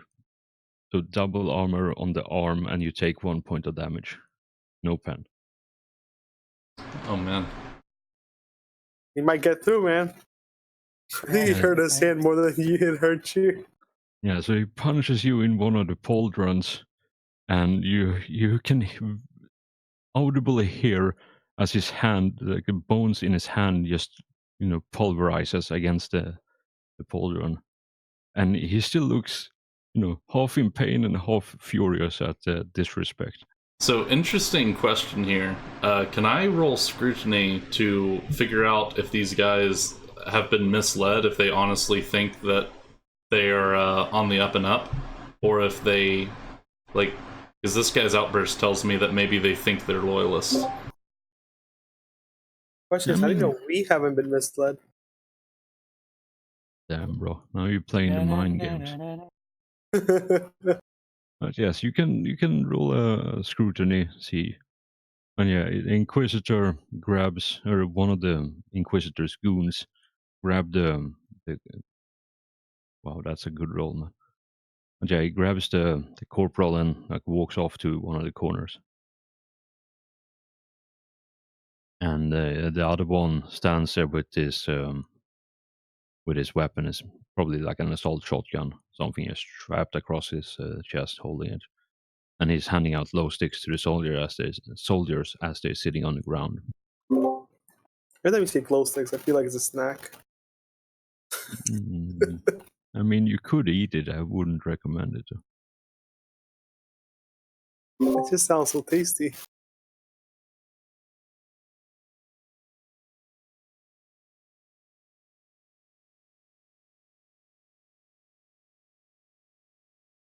All right. So I think after, so this probably takes like a minute or so as the corporal and one of the inquisitorial goons walk off and have a quiet conversation in to the side, and the others are just sitting down, and you can all see it, like they're exhausted from not really sleeping a lot and being under like constant stress for a very long time. And yeah, so you have a couple of minutes if you want to do anything. Otherwise, we can just move forward a bit. And I think actually, can all of you give me all of you who's not actively doing anything else can give me a +20 hearing based awareness.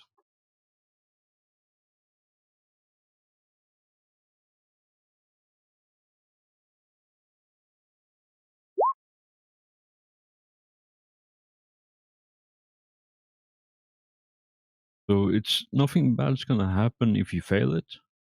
So you don't need to waste your fate point on it. But it's just if you overhear the conversation as they're having because of your gene enhanced hearing and your helmets.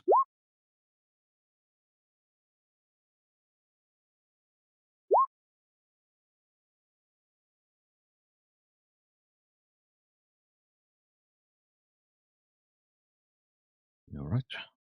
Yeah. So after maybe like 30 seconds or so, one of the goons waves over the Inquisitor, and she walks over and stands there and listens to what he's saying.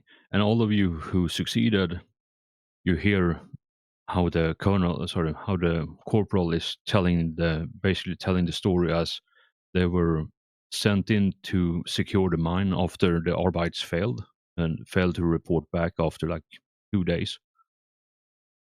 So they came down to investigate, and at first, as they cleared the foundry, they found nothing. As they cleared the loading bay and train station, they found nothing. Uh, as they went in deeper into the foundry, bordering the mine, they found a bunch of like energy scorch marks on the ground that seemed to be originating from the mine itself. And as they went deeper, they started deeper into the mines themselves. After a while, they found a path that's been dug like deep, probably like chasing some important mineral there. And the deeper they went, they found a hole in the wall where the rough cut stone walls turned into geometrically perfect uh, metal walls, ceilings, and in this grand chamber of green, very dark green metal, they saw an orb, a glowing green orb, hanging suspended in midair, seemingly by nothing than its own energy field. And with a loud crack of displaced air, some humanoid metal figures teleported in and started attacking them. And before they had even time to react, half the regiment that had been sent into the mine was wiped out. And from what you can tell, these were the last survivors, too shell-shocked to make it further down, and fearing for their own life, and fearing for the safety of the people in the Ember Holt, which is the name of the city upstairs, as this tunnel goes to. Like that's where he took the train from. They bunker down here and set up an ambush point, so any of these metal figures that would try to take the train tunnel back to the city would be ambushed. So they were essentially thinking that they were the last line of defense against these hostile creatures. And once you showed up, black painted metal armor with glowing eye lenses, they freaked the hell out because they thought you were the same threat that they've been fighting, just different colors, which is why they opened fire on your group. So that's what all of you who succeed on this roll over here. They thought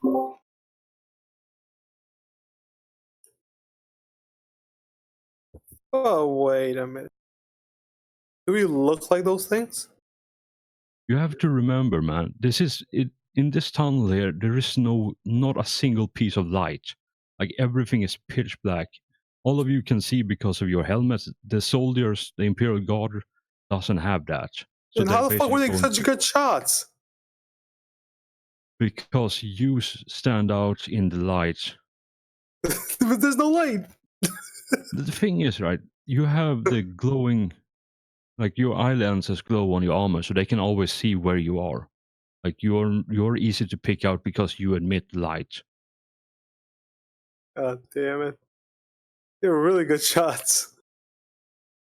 I kind of want to kill them all. Isn't there like a punishment for attacking a space?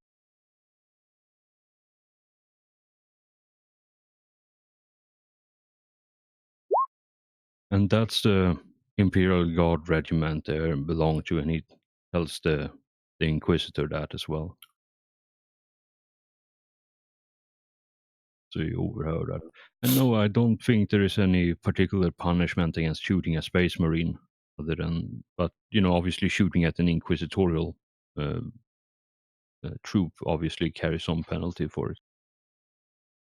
I mean, they shot at us first. Technically true. they thought they were just doing their duty. Yes.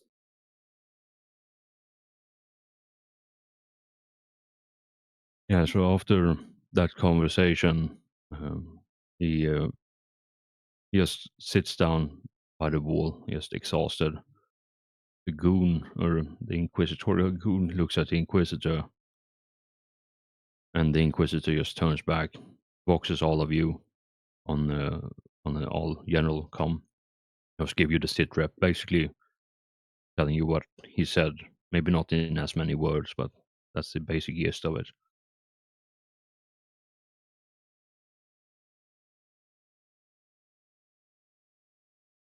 All right, so I mean, what I'm going to do is just wait for the Inquisitor to give further orders, since we're here escort.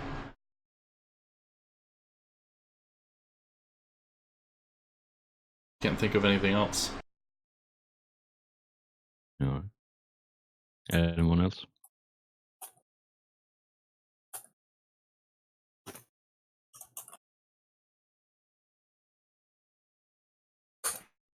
All right. Yeah, the goon grabs the corporal, leads him back to the group again, and they just sit down by like the edge of the minefield, and they all again they look like soldiers who have been through hell and somehow managed to survive it. They just smoking low sticks and mainly just letting that sit in their hands as it's slowly burning down and probably burning their fingers as well without even caring. And they seem to be shell shocked more than anything else, just through the rigid horrors of war.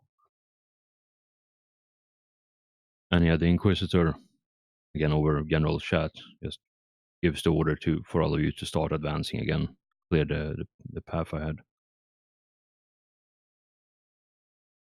And yeah, as you start, for those of you who actually follow order and start moving, you see bones like slinking ahead of you, probably moving at a lot faster pace than any of you usually do. You just keep in front of you with his camo cloak fluttering behind him, obscuring him in the darkness.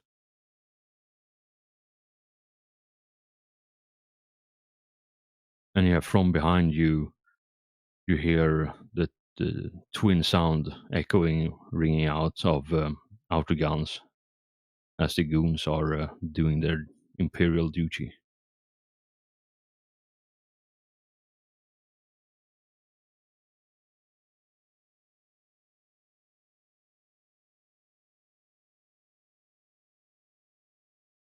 All right.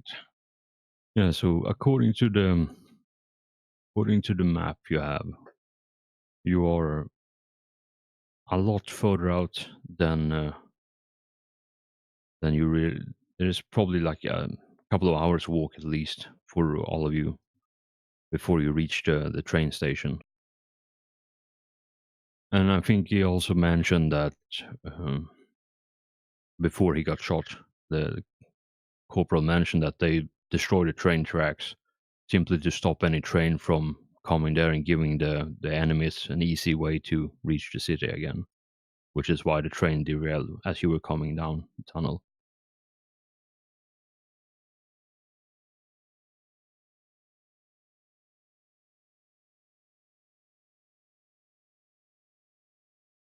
Yeah, so it was like one piece of the rail that had been completely destroyed, and that flipped the train over. But yeah, you keep walking down the tunnel, loose formation.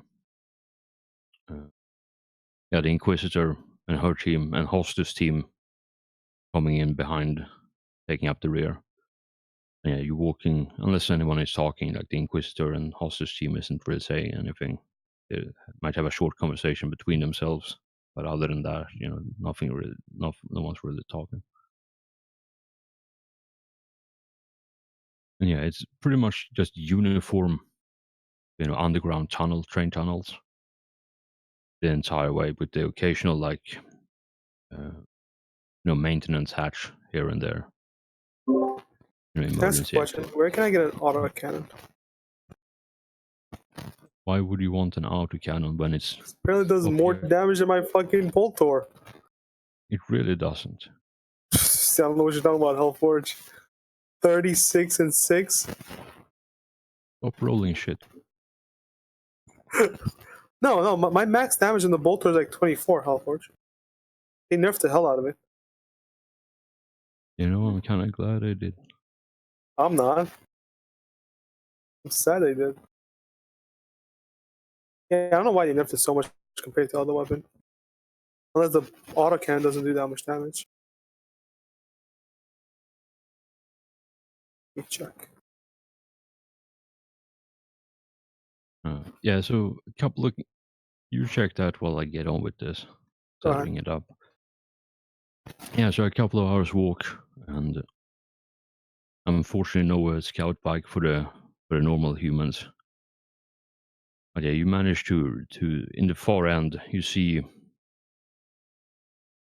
the platform, the train platform, start showing up from a curve in the tunnel.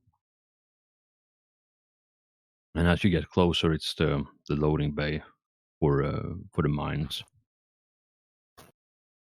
And from what you've been told, they basically have the train station where they load and offload cargo, and then inside that you have the storage area, refinery, and then after the refinery you have the mines themselves.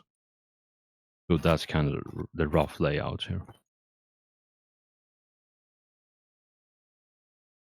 All right, yeah. So you keep walking, relative silence, other than your boot crunching and the occasional quip between inquisitorial troops. And yeah, you manage to reach the platform. And yeah, you see it's completely depowered, but it's fairly large, like it's several hundred meters in length, the platform. Designed for rapid loading and offloading with several cranes for each cargo wagon here. And the doors, as you climb up on the platform by the staircase next to it, that leads from the rail up to the platform. You see the large, probably like 8 by 10 meter cargo doors, all welded shut on the way out, or from the outside, as you see the welding seam. And yeah, as you look there, you see several equally massive doors used to move a large bulk of equipment and material, and all of them seem to be welded shut, other than maybe one or two that seems to have been just destroyed, where the ceiling has crumpled in, just caved in over it, so you can't get out that way anyway. Yeah, so you're standing on a several hundred meter long train platform now. You have a bunch of doors, access door into the storage area that seems to be welded shut. What do you want to do? It's completely pitch dark in here, other than the light you yourselves emit. And the air in here is very stale. Like there's no circulation going at all. And it's cold as hell because it's so deep down.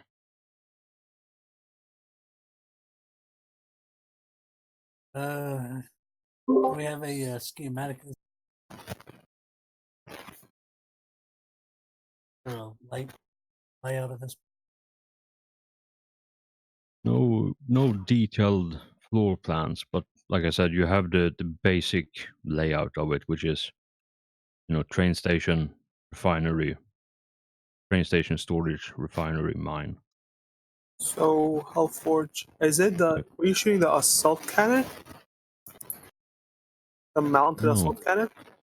No, Where did you find an autocannon at? only war. In the what? Only war. It's the Imperial Guard Oh, only war. RPG. I see. Okay, that's why I couldn't find it. Does anyone have siege specs they might be able to look through the door with? I do. I don't know if the door is. I don't know what the restrictions of it are exactly. I don't know if you'll be able to look through it, but we could try that.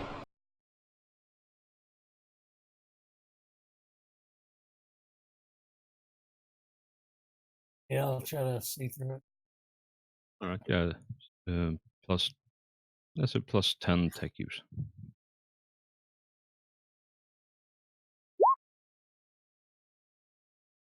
Well, it's a fairly sturdy door, and deep enough, sturdy enough that you can't reach through with your specs. You do notice that there is some surface damage, like something has been impacting it on the other side, because there is a couple of weak spots in the metal itself, and the welds themselves doesn't seem to be able to withstand a lot more than they currently have.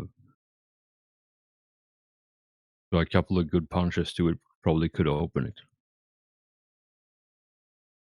I know. Order one of you guys with a breaching auger to just cutting through it. Alright, Ori will go up and take a swing at it. Is there any roll? Yeah, just damage.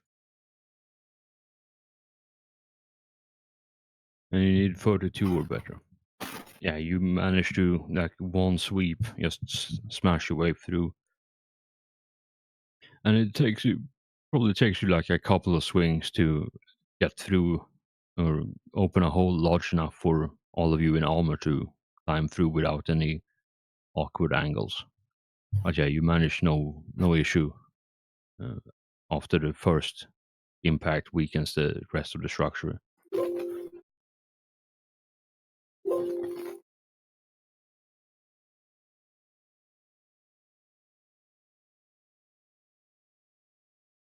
And yeah, inside there again, still no recycling going on, and it's cold and it's dark, and you see, as far as you can tell, like on each side of the wall, like the room is maybe like 50 by 50. This one that you entered, cube, and on each side there are like stacks of crates, and then there's a clean path from the door to another door that seems to be the bottom half of the door, like they shut like from top to bottom, or from top and bottom meeting in the middle, right?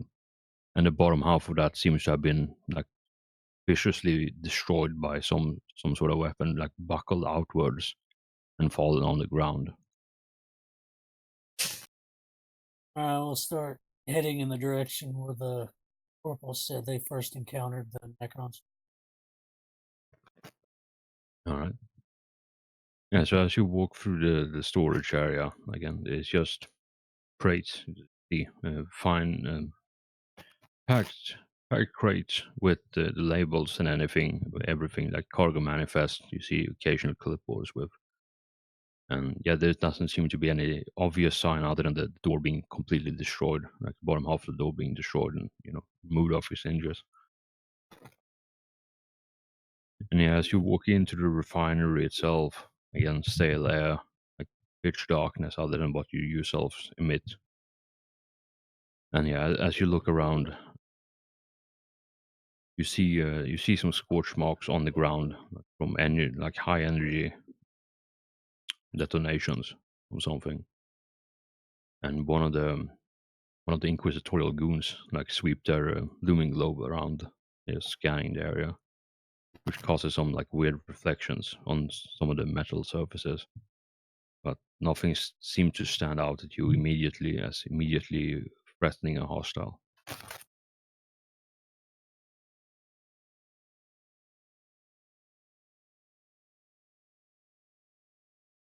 And yeah, you see probably come through the door. As you look around, you see on one of the walls, maybe to the right of you, you see a map of the entire installation, and you are currently in the like basically entrance to the refinery. So you would have to go essentially a couple of 100 meters straight ahead from where you are right now, and then take a hard right to get to the mining exit where the large mining cars will come through with the unrefined ore.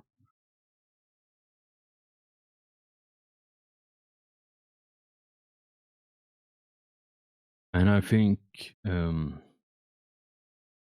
Seth would know, like just looking at this operation, the kind of equipment, like it's a fairly well-equipped refinery that you have here. Like it would not be out of place on any respectable Forge world.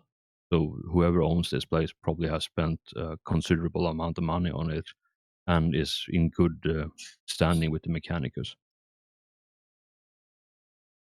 But you don't see any of the tech priests that would normally man the machinery here, or any of the Yin Forge slaves that would, do all the heavy labor, or any of the servitors. Like through this entire time, the only thing you have seen so far are the guardsmen that you met earlier.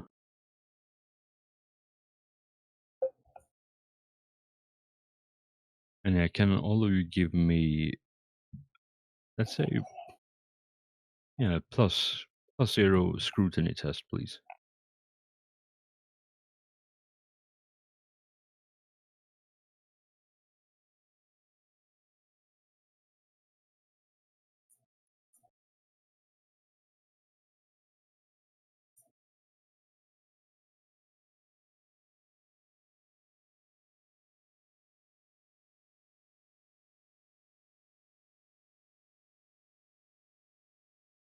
All right.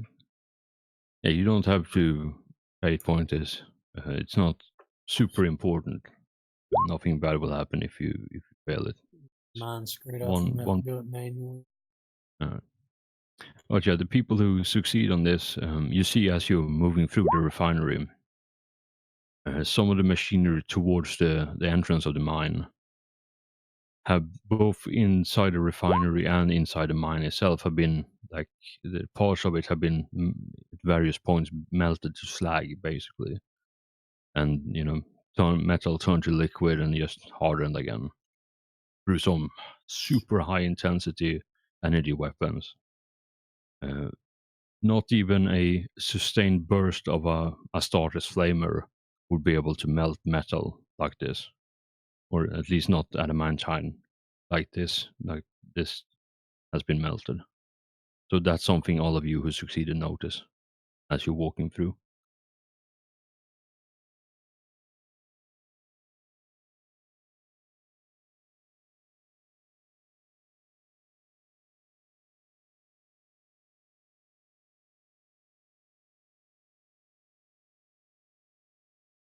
Okay, it's been marked out fairly well on the ground.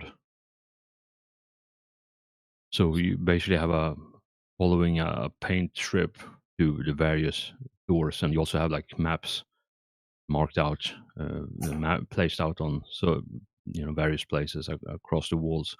You can easily track where you are in relation to everything else. So it's easy for you to just navigate through the refinery and through the short hallway that takes you from the refinery proper through the storage area and into the mine itself, into the entrance of the mine.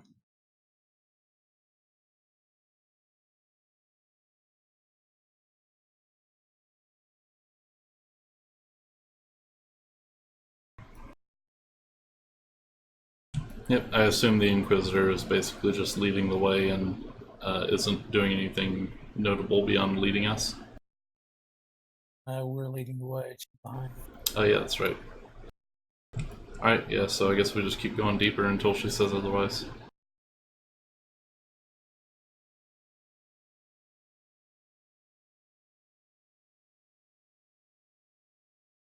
Yeah, and periodically you see like flashes of light reflecting from Bones, the rattling sniper who's scouting ahead of you, and he stops, make sure all of you are following along proper before he heads off again. So I suppose that's the only movement you can really register as you're walking around there, and even that might be a bit hard sometimes, even with your dark vision because it blends in so well. And yeah, the Inquisitor, as you're coming into walking through the refinery, you hear her like not through the Vox itself, but because she doesn't have a helmet, so you hear her speak, and she basically gives Hostus and his team orders to deviate to check the power situation elsewhere. And yeah, you don't hear his reply, but you see all of them, do a sharp left and start walking down another hallway as you're walking through into the mines.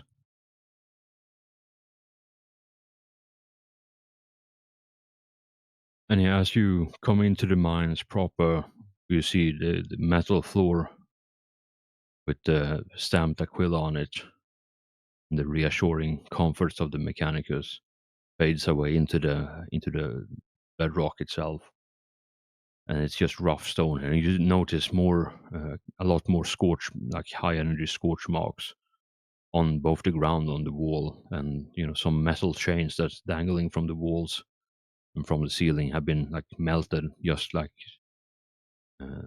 just like the stuff you saw in the refinery. And you see a couple of like upturned mine carts, and it is partially melted and savagely destroyed by whatever the hell that happened to do this.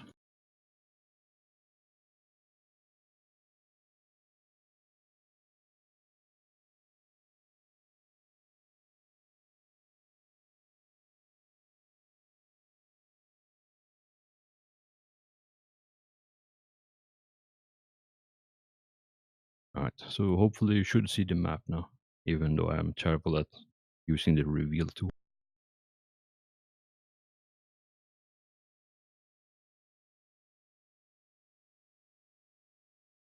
Squiggly lines. I like it. I mean, you get what you pay for at the end of the day.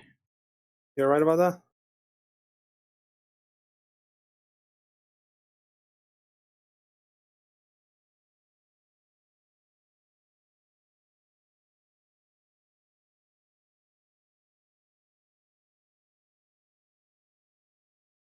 Yeah, so I think that's pretty much how much you see just from your vantage point as you move in here. So you have a couple of side channels, and you also up ahead see a permacrete or rockcrete structure with a door that, or with just an opening that doesn't seem to be a door there. Where's the server skull when you need it?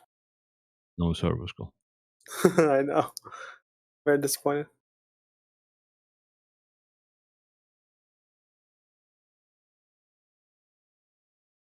All right, so what's the marching order here?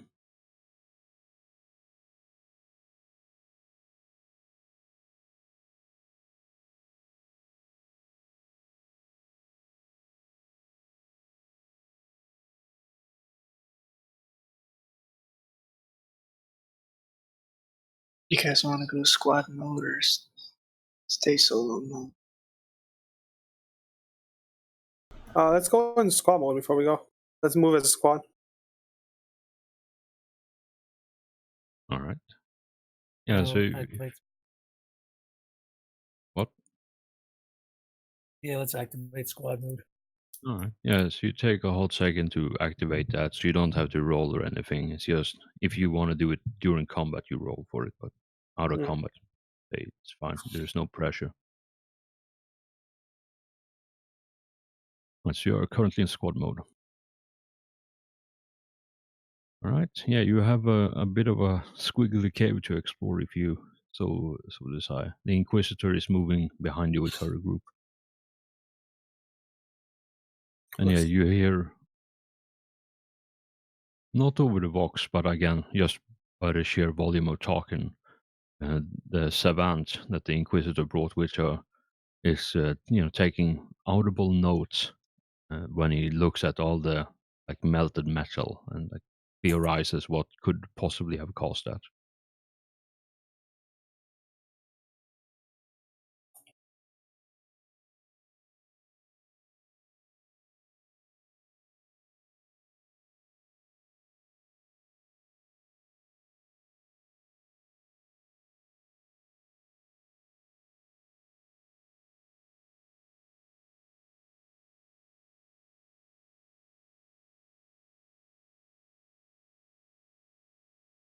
Yeah, so in the distance, you see maybe almost like 100 meters away. You see the end of the cave as it starts burning.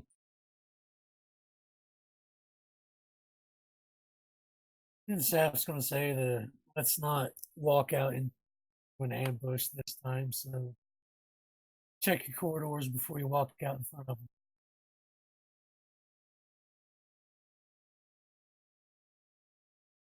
Sound strategy, y'all. Yeah, so you can move yourselves as you see fit. All right, I'm gonna move Oreo up to the first corner. All right. Yeah, do you just want to peek your head around the corner and see what's up? Yeah, basically.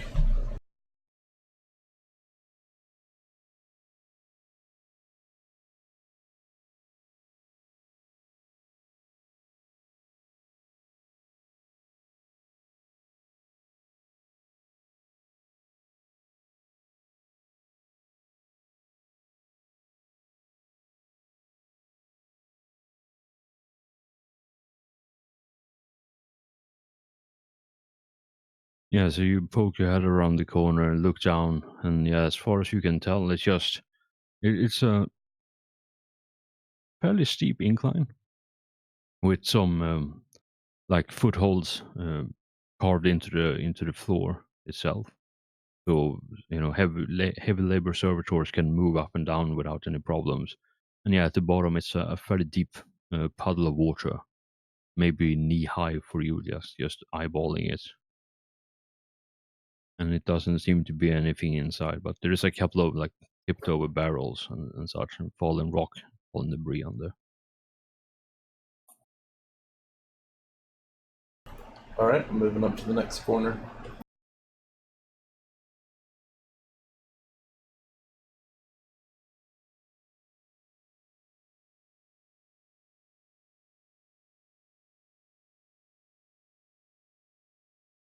Yeah, this one just seems to be, you see some discarded mining equipments in here, but nothing else in there really. Like there's a couple of crates, a couple of discarded mining equipments, and some extra like tools and bits, miscellaneous pieces laying there. Actually, you probably see, just for the hell of it, you probably see like a sandwich laying there on one of the crates as well, just sitting there. Because everyone likes a crate sandwich. Right. I mean, you need a snack. Nutritious. Can't tell where the next. Oh yeah, I guess you can see in there too. Yeah.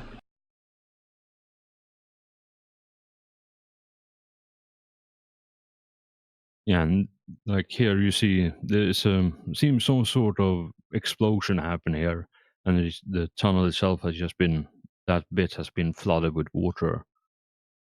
Whether or not it was they just dug into a underground well that happened to be there, or if it's something else, it's hard to tell. But yeah, it's two large puddles of water, that one and the other one you saw, and I think, you know what, you don't have to roll for this. I'll tell you this, right?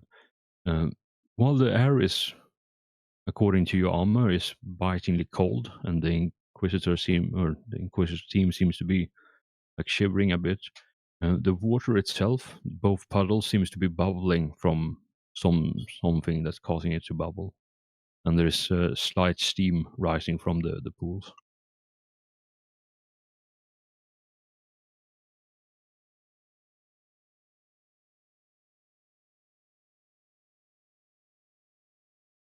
All right. So I guess I'll move to this corner.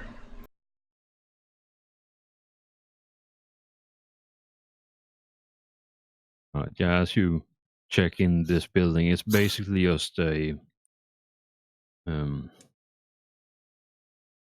do I describe it? It's basically just a supply Closet. resupply closet, and first aid station basically for mining accidents. In case you fuck up something, you can get here and get help. And you probably see some blood as well on the ground, and you see discarded, as you look in, like you see a discarded bone saw. You don't see any limbs or anything like that, but you see like dried blood on the floor, bones, or a couple of other like you know surgical tools laying there, as well as the first aid box being completely just empty.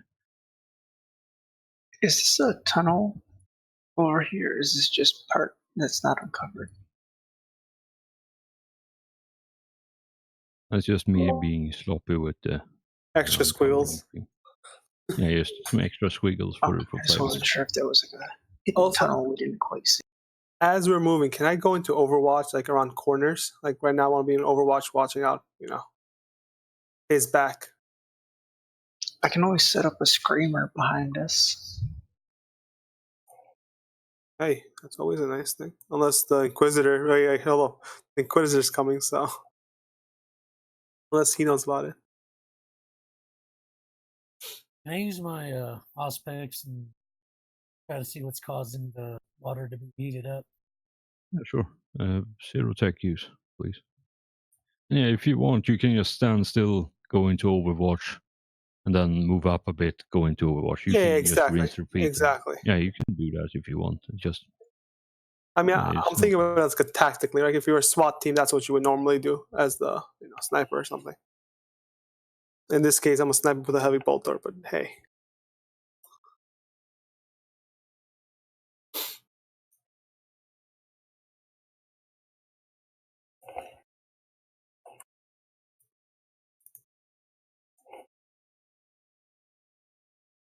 so yeah, I can't really tell. Like there is nothing super obvious about this puddle. And you're also wearing like environmentally sealed armor, at least on your head, because I don't think you took any damage there. So you have like a full filtration system going, so you can't really tell any chemicals in the air. But yeah, like the basic readouts you get, like it seems to be something underneath heating the pool of water up. What that is, it's hard to tell. But if you're really curious, you have an Inquisitor and a Savant with you, so they probably have some insight to it.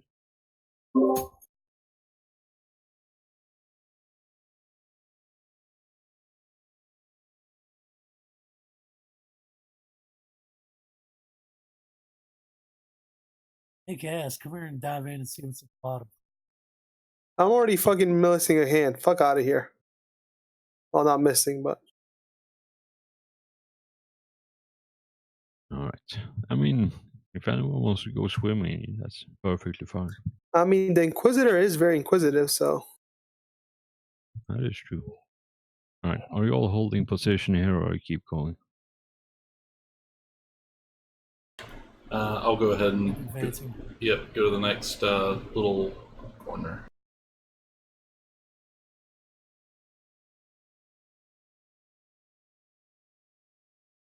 Yeah. So in front of you there, to the right there, you see a what looks to be a fairly substantial cave-in. Like something has exploded, and tons of rocks from the ceiling has just rained in, covered the area. And there is like the large boulders in the way, and then there is like the bunch of small stone Hello? and pebbles around that. I shaved my beard's friend. Feel naked. Cool story, bro. Just wanted to hop in and say hi before I go to bed. Have a good night. That was an interaction. That was an interaction. Maybe he was get lonely, Yeah, Oreo, as you're advancing there, you're checking out, you see the scorch marks here seems to be a lot more intense here, and also there seems to be evidence of frag grenades and crack grenades being used on the stone floor, as well as the scorch marks coming from the south there on the map, from the bottom of the map, like going up.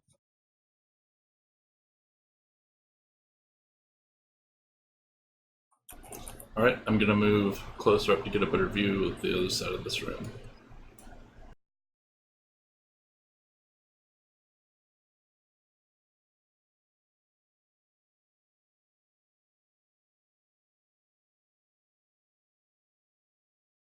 Yeah, as you look around, peek around the corner there, it's basically the same thing, a cave-in of some description, like large boulders and then smaller pebbles and all that kind of stuff. It's possible for any of you with breaching augers to get through, but maybe there's a good reason why those tunnels are caved in.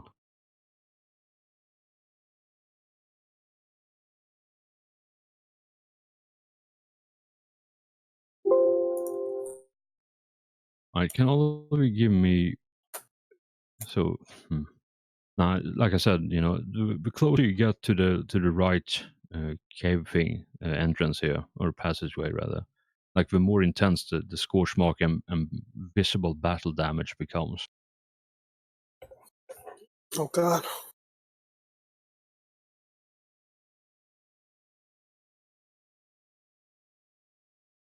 But yeah, that's what you see from your current position.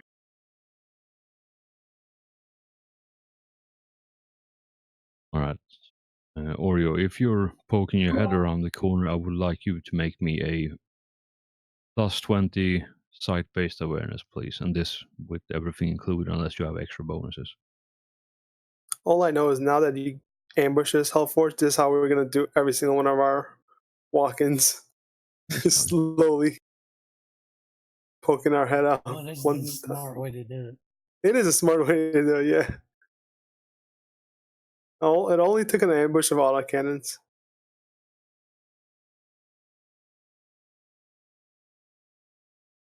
Oh, I see green. I'm already worried. Yeah, you're right. Different color, man.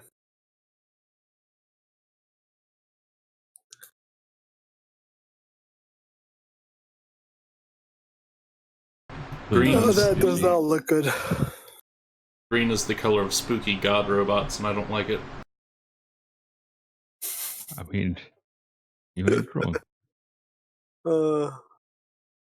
Yeah, and I think as you look down the hallway, you even without any other additional light, you see there is a very faint glow of some color emanating from the opening, like in the wall here, and you see on the outside it is the rough bedrock stone that the miners were cutting through, and on the inside it's the like geometrically perfect metal. For it has that like very faint reflective of a metal, unpolished metal. And at the far back, you see like these pillars emanate from the ground, completely alien from the usual Gothic architecture of the Imperium. Perfectly like straight geometrics. So that's what you see, and like this entire room emanating from it, like there's a very faint glow of light. All right, I guess I'll make my move in. All right, do you let the rest of the squad know that there is something here? Yeah, I mean, since our voice is like dampened in our helmet, I'll just go over the Vox and say, have contact on some strange pillars of Xenos origin. I think this might be the spot of interest. All right. I'm next to Alf.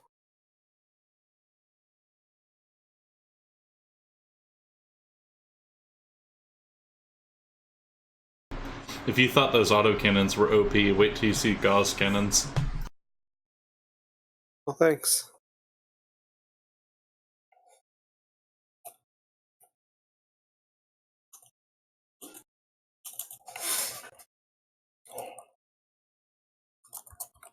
Yeah, so as you get to an angle, you see more and more of these like perfect geometric shapes, pillars along the walls. And now that more people are like getting within range, can all of you again make me a site-based awareness, please? And this is for something different, so the previous one doesn't carry over.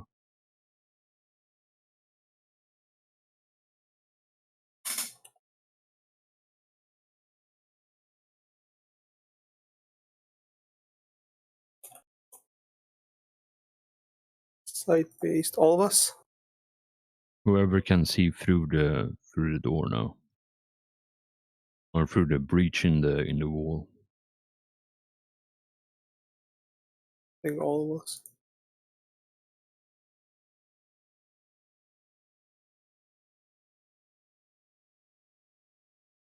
Oh. All right. So yeah, so all those who succeeded, you see across between the perfect geometrical columns in some dull metallic color, and with the aid of the just ambient light in here that's glowing from somewhere, you see humanoid shape, roughly maybe 190, maybe slightly shorter than a space marine, like standing perfectly straight. It looks humanoid, but it has accented features that makes it look very non-human, and from the distance you can tell just by how it's reflecting that it's either wearing some sort of armor or maybe not an organic. Or can we see this way and this way? Yeah, it's just And this way? This is also. Oh, okay. Yeah, it's Your just squiggly lines. Yeah, it's squiggly lines, but that's where the miners were digging out. Instead of doing the Minecraft thing where they just strip mine the whole thing, they just follow the seams of the ore and then go somewhere else after that. But Minecraft taught you I to bet strip they mine, missed a whole bunch of diamonds. right? Probably. Like if you strip mine, you get everything. Yeah, but yeah, So between the columns that you see one individual like that I described, standing between each of the columns that you can see right now. And they're standing perfectly straight. The lore Xenos roll to see if I can figure out what kind of Necron it is. Absolutely. I would highly encourage anyone doing that.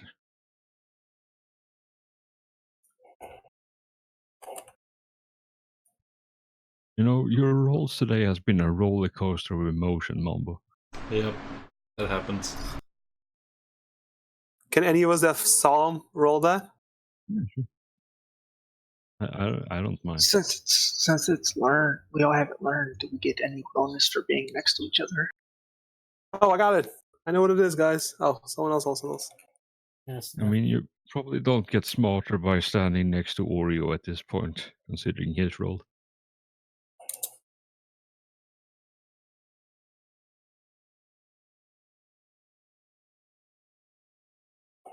Right, so all of those who succeeded knows that the things and or possibly creatures that's standing between the pillars are perfectly still, are Necron warriors.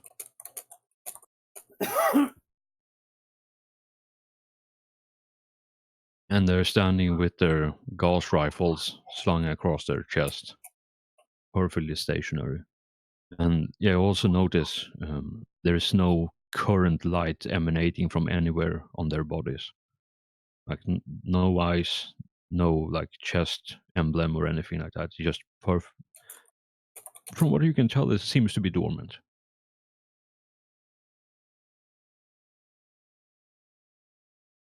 Point out that they probably didn't activate the threshold into the Necron. Who wants to go first? Let's see. Is this area right here? Oh, let me see. Where are you pinging?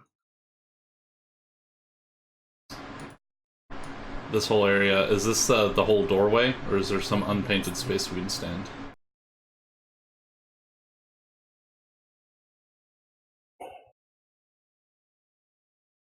Right, Yeah, so there are some wiggle room on the side. And the figure, was that way down by the pillars, or was that closer to the doorway in the middle of the room? They're down here.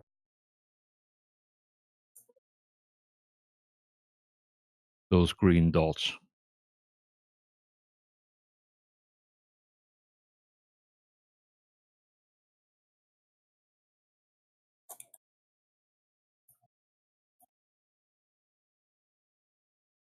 Yeah, so you see the pillars should hopefully be filled in, and then you have the Necron warrior standing between those.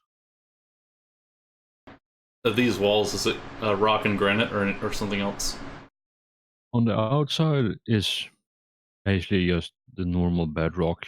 On the inside, it's the same like greenish, perfect geometrical metal walls, ceilings, and floors.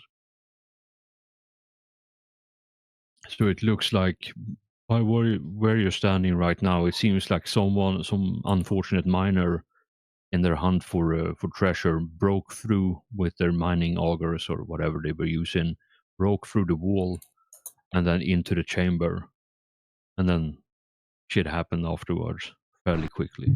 So I say we get our two best shooters, and then we try to shoot these guys, get a surprise round in.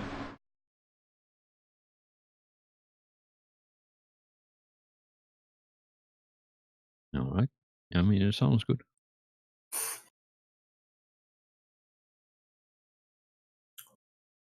You want me to start shooting up?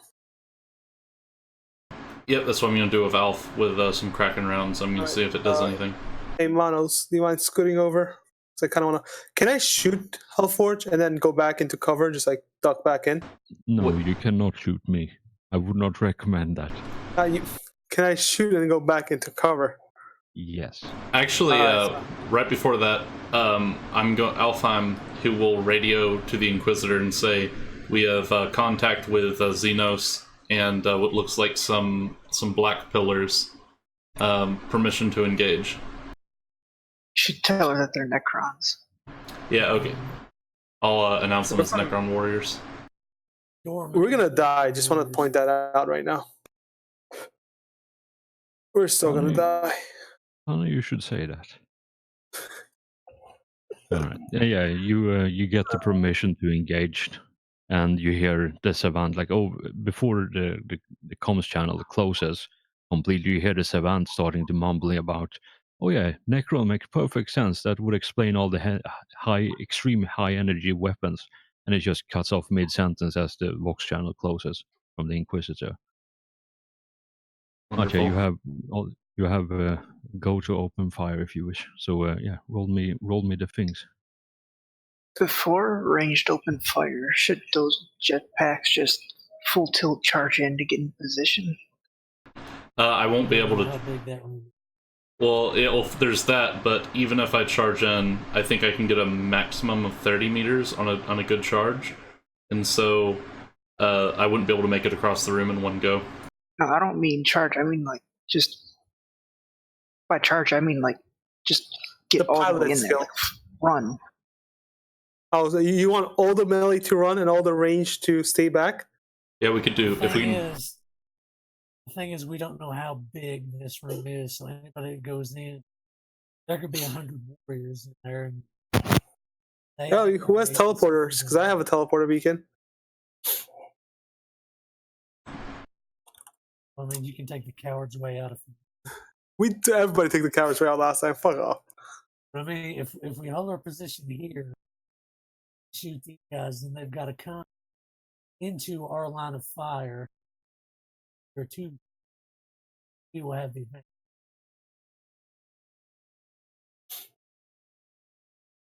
Like we could just sit here and shoot.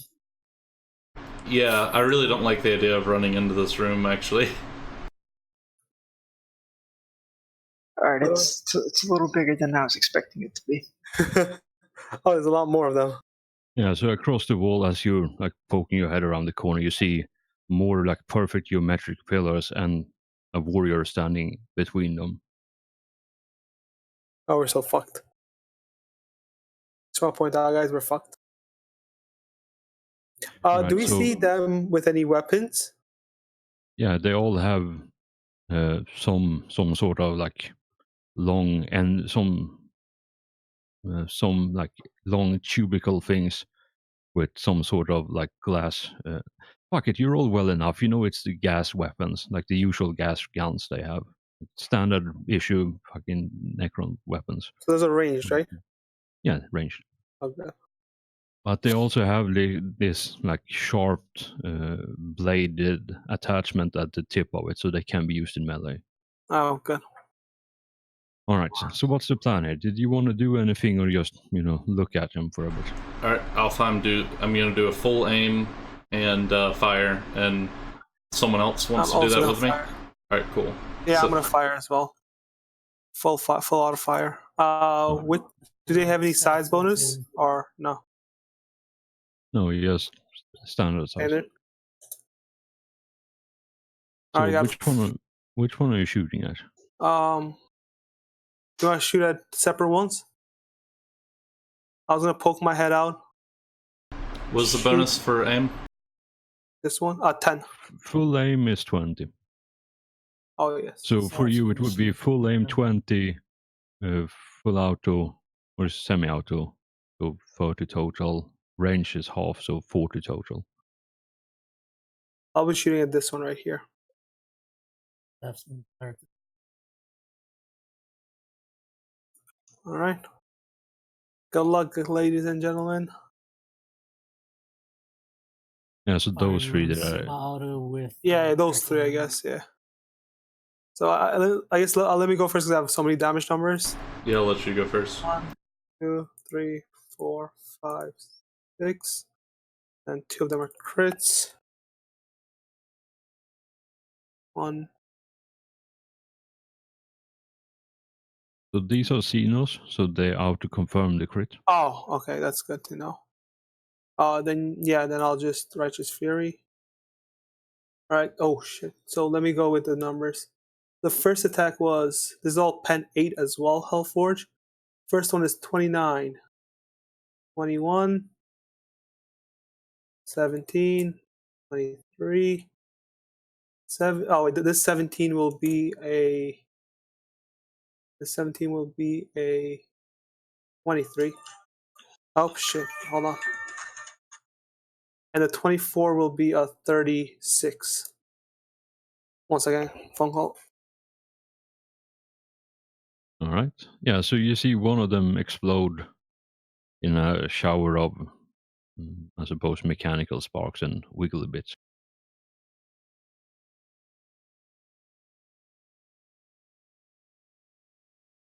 I'll be back in like 2 minutes. I just have to go open the door. All right. Yeah, you killed one.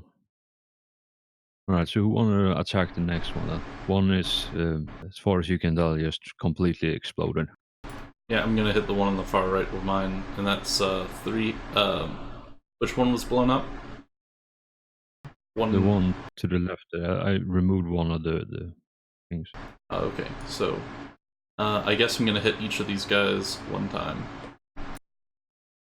All right. Yeah, you're just letting your shot walk then. Yeah. All right. Yeah, you can do that.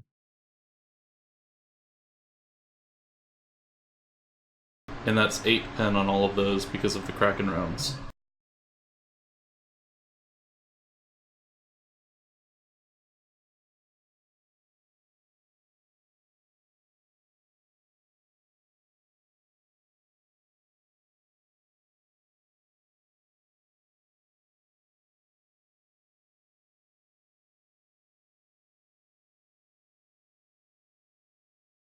You were shooting at separate targets or all in one?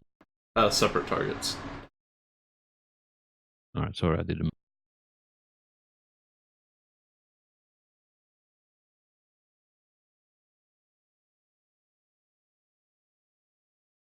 Yeah, so the shot impacts, and yeah, they seem hurt, but not nearly as much damage as one would hope during these trying times. And with that, I believe initiative would start. I do. I've still got mine to do. Okay. Yeah, so do yours.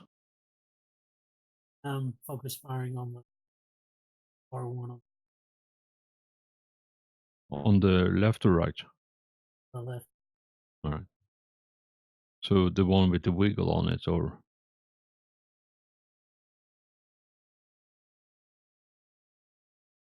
yeah, the I'm back. one that I put the wiggle on. Welcome back.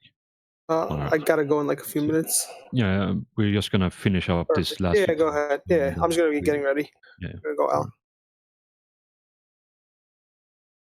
All right, that's some pretty sweet damage.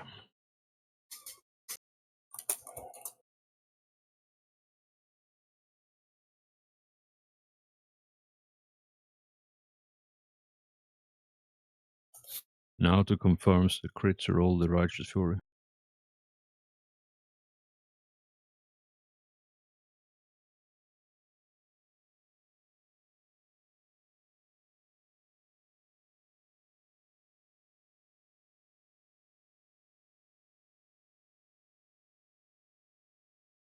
All right, so that Necron Warrior on the third hit explodes.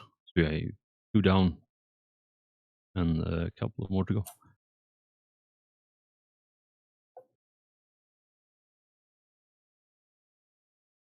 Now I think it's initiative unless anybody else. And remember, So you can all, spend a fate for initiative, I think. yeah, it counts as a natural 10.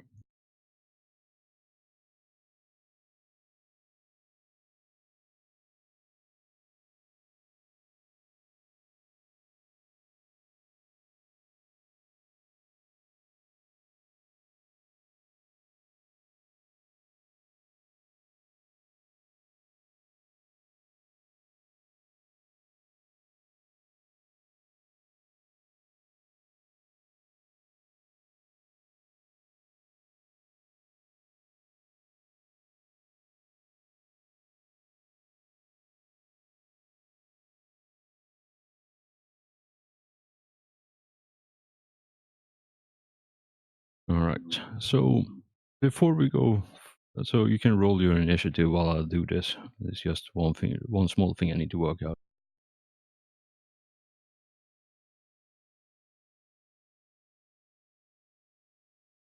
All right. So because I rolled well enough on this, and because you were taking your turns shooting and just preparing yourself, all of you hear in the center of your little gathering, you hear a loud cough or thunderclap of displaced air as something materializes in the middle of you all.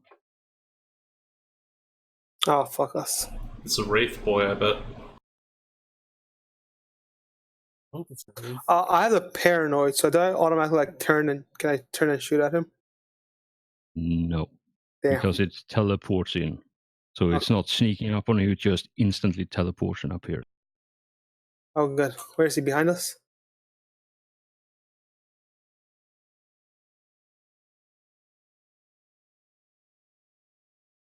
I rolled a 1 for each guy.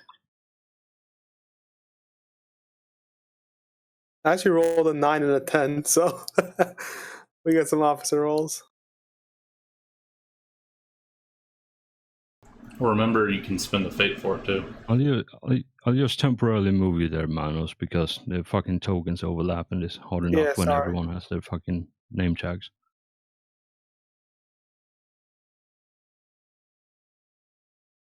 Can you reveal this area so we can see name tags? So this beautiful little boy appears and takes a couple of swings at Cassius. Cass, really? There's 14 people here. Why Cass? How does he teleport and attack me at the same time? Well, So I'm paranoid. All of you have the beautiful Forbidden Lore Xenos. The rest of you can fucking roll and figure this shit out as Cass is getting potentially mauled by this creature.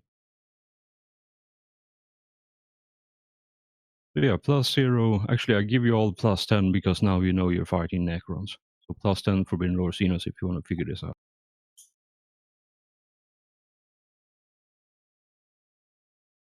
I know what he is. Left.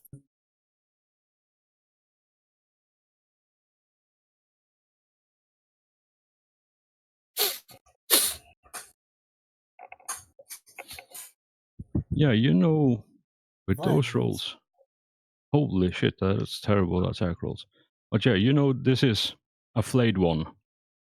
These are the ones that skin humans and wear their skin as a coat for a fancy occasion. Oh, And good. you know, they usually teleport with that many degrees of success, I'll tell you this. You know, they teleport and try to do their best to murder whoever is closest to dying. Like they seek target of opportunity that is almost dead, which is why they attack Cass. They don't know I'm almost dead. Yeah, I bet I you don't show thought. it. I bet you thought it was because Hellforge didn't like you, but the book says he attacks you, Erden, so it's okay.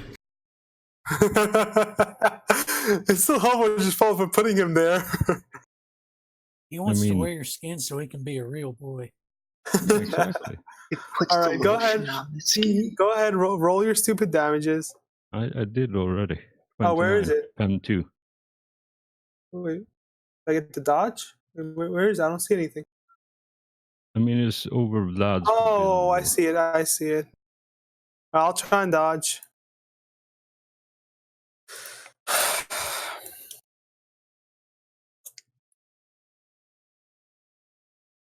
Dodge? Oh, God, I finally dodged, guys. Rats. It finally happened. Yeah, you managed to dodge this, and it probably because of your paranoid nature that you managed just last second before the claws came down and carved off your face. Thank God for being paranoid of this shit. I should get +20 for being paranoid at every 10 seconds, No. especially when I'm damaged. All right. All right. So I think I have a whole bunch of initiatives to roll, and I know Erden must Yeah, I have leave to soon. go. So I think we can call it here. It's also on the. Just so you know, Cass and Sam both rolled 16. Sam has a higher agility, so he goes first. All right. Yeah, I'll deal with that. In a minute. Yeah, just letting you know. So when you're dealing with the order. But yeah, I Alright. think this ends the session for tonight, and then pick up here next week.